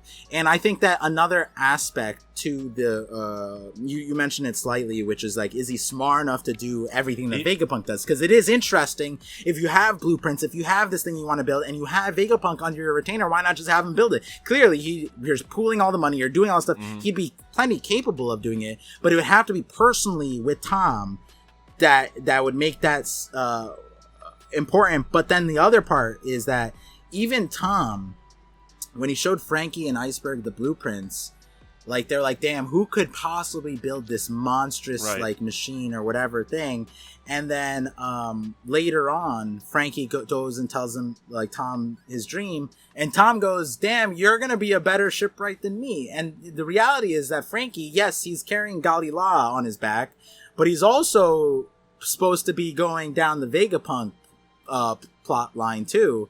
And so that goes back to, now we have a shipwright who is like a Vegapunk underneath the Tom's tutelage. So if we were to go back, why wouldn't it loop backwards the same way, where Galley-La and a Vegapunk thing, there was an intersection, and that person is like the Frankie parallel, right? Yeah. So now you come back, and now you're going back to Tom is building the shipwright side, Vegapunk is building the Mother Flame side, it intersects with Frankie. Frankie's the one who's gonna have to receive Vegapunk's Mother Flame and Tom's Pluton, and Frankie's gonna be like, I am the best of both worlds. I can like mad scientist fix all this stuff, even though Vegapunk's still alive, all of them, so they could also be there too. And Tom is probably still alive, so he could probably help there too. But point is I agree with a lot of what you're saying. Well, and go watch that video for the Tom stuff. And I will link that below for sure. And hopefully we're gonna get some more stuff from Par here soon, some more videos to enjoy. Yes. But there were a couple things there that you said that I need to touch on, and then we can get out of here. But okay. So for one thing, you talked about, I can't remember exactly what the context was, but you said Tom might have had a backup plan, and then in a separate thing you said Tom said, like, oh, Frankie, you might be a better shipwright than me, or that kind of thing. If people are worried that Tom making a big weapon like this just goes against his character, it's a bad thing, it doesn't make sense. Well, what if Tom just expected Frankie to stop it? Because that's the whole point of anti-Pluton, is making a countermeasure, right? And Frankie had those blueprints. And so what if Tom was, like, whether it's the Oxloid, whether it's like a new anti-Pluton, whatever it is, whatever weapon he's making, if that's true, what if Tom was doing it like, well, Frankie's out there, he can stop it? And I think that would be a really cool character thing, where he's like, yeah, world government, you think this is bad? Wait till you see what Frankie's making. Like, it'd be that kind of thing where he's like, yeah, government, I'll do whatever, because my protege is going to surpass me, so I'm not worried about this thing hurting the world, because there's a guy out there who has the blueprints to stop something like this, right? Because if they're all, like, Pluton adjacent, it's like, maybe you need a counter for the counter, you know what I mean, kind of thing. So I really like that. And then also, I can't remember the context of what you were saying, but I just put these notes down. I feel like, Iceberg and Frankie's story has been, like, where they're two sides of the same coin in a way, where, like, Frankie makes the battleships, but he's like, well, I'm not going to use them for bad things, what's it matter? And then Iceberg's like, yeah, don't make bad things because they're bad, only make good things, like trains. Like I'm really paraphrasing here, but that's kind of their thing. Like, Iceberg was not excited about the battleships. Frankie loves the battleships, and it's like one's more about, like, dangerous stuff, which is Frankie, one's more about safe stuff, which is Iceberg. Well, if Pluton really is like a underground sea train that can blow up islands, you're literally marrying Iceberg and Frankie, like, their ideals, right? It's like, so what if whoever made Pluton in the past exemplifies both of them? Because it's like, if it's a train that goes around and that's most of its purpose, that's like Iceberg. But then if it was equipped with a giant cannon blaster that can destroy islands in a single blast, that's Frankie's thing. So it's almost like whoever made that is like Iceberg and Frankie merge into one person. And I feel like that's a pretty good thought to kind of think about the Galley-La people. Like, I don't know if they made Pluton, or if they, like, maybe they helped a scientist make it. Like, I don't know how, like, the marrying of, like, all the different groups works, because, like, kind of like with Tom, if he needed Vegapunk to make the power source, there's kind of like two different sides to that. And also one other thing, you talked about the blueprints. They literally said it's like these are from 500 years in the future.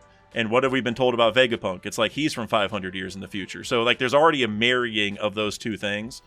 So I feel like we're really on to something. I like, the more I think about it, like Tom making that weapon, like all the tie-ins there, and like just the timing of it, where he was taken like a really long time ago, and and Dragon's like, well, why wasn't this used for this whole time? It's like, well, because it's kind of new, like, or it was, maybe if it's the Oxaloid, maybe it was broken and it just got fixed. But it's like, there's so many things that get answered there if it's just Tom. So I kind of like it. Yeah. No, I'm listen, I'm on the pro Tom coming back. I've been on that. I know people are like, Par, if Tom's not dead. I'm like, bro, he never died. He's still here. And then the next battle is like, yeah, but what value would it be? I'm like, there's so much value. He's the ancient shipwright guild. He's the only guy we know. What are you talking about? Mm-hmm. And like the amount of fighting that I've got before, like that fight would never happen after this chapter. But it, like, I probably made that over 70 chapters ago at this point. Yeah, like, yeah. Been a while. So the Tom it's 100 chapters ago, because we were talking about the man marked by flames. So yeah, like that's crazy now that I think about it. Well, 100 chapters ago was like End of Wano, and you definitely did it during Egghead sometime, right? Or we talked about that, because I know the video's in 2023. I just forget when in 2023. Yeah, I want to say it was like over 2 years old. I want to say it was middle of Egg, like before we went to the Hachinosu stuff. I want to say, I'm not really sure though, but I don't know. But I'm glad we could connect on a Tom theory. I love Tom. Yeah. I think Tom almost makes me tear up when I look at the flashback, man. When he's like telling Frankie, like he like slaps him and is like, no, like, what'd you just say? Like, you're the only one who's gonna love them. Like, they're your creations, So I feel like he's got to come back. I've been wanting some of that Tom stuff with Vegapunk, where like Vegapunk's making some really dangerous stuff, and I was really hoping we could get a story there where Vegapunk's like, yeah, well, I learned a long time ago that you shouldn't feel bad about your creations, and he like talks about Tom, but we didn't get that. So maybe this is another way. I don't know. But Par, thank you so much for being here, bro. We've been here for over 4 hours now, which is amazing. But it is time to get out of here. So, you have anything you'd like to say to the people before we head out? No, I mean, enjoy One Piece while we can. God Valley rocks. It's all on the horizon, and hopefully we all meet at the dawn of romance at the end of One Piece. Surely Oda's gonna do some play on that. And as far as people, I've been getting an upsurge of people asking when my videos are coming back. Hopefully this rocks chapter is a good chapter for me to just like bounce off of my old video, do a lot. Now I got this whole Tom angle. I think I was more hesitant on like being that guy who talks about Tom after this chapter, but after us talking about it, I'm like, damn, maybe I just add more to it now. So you should. I had someone in my Discord. This is where the Tom idea started. Somebody was like, "No, Tom's dead," and I was like, "No." I was like, "No, sir. Listen here. I got plenty of theories for you on Tom." And so I think you should. I like everyone that I talk to about it is receptive once I show them the panel where the guy's like, no, don't kill him. Send him to Ennie's lobby. I had an entire short. I think it's at like 500K views. And I think if not 60% of the conversation is like, this guy thinks Tom's alive. I'm like, stop killing me.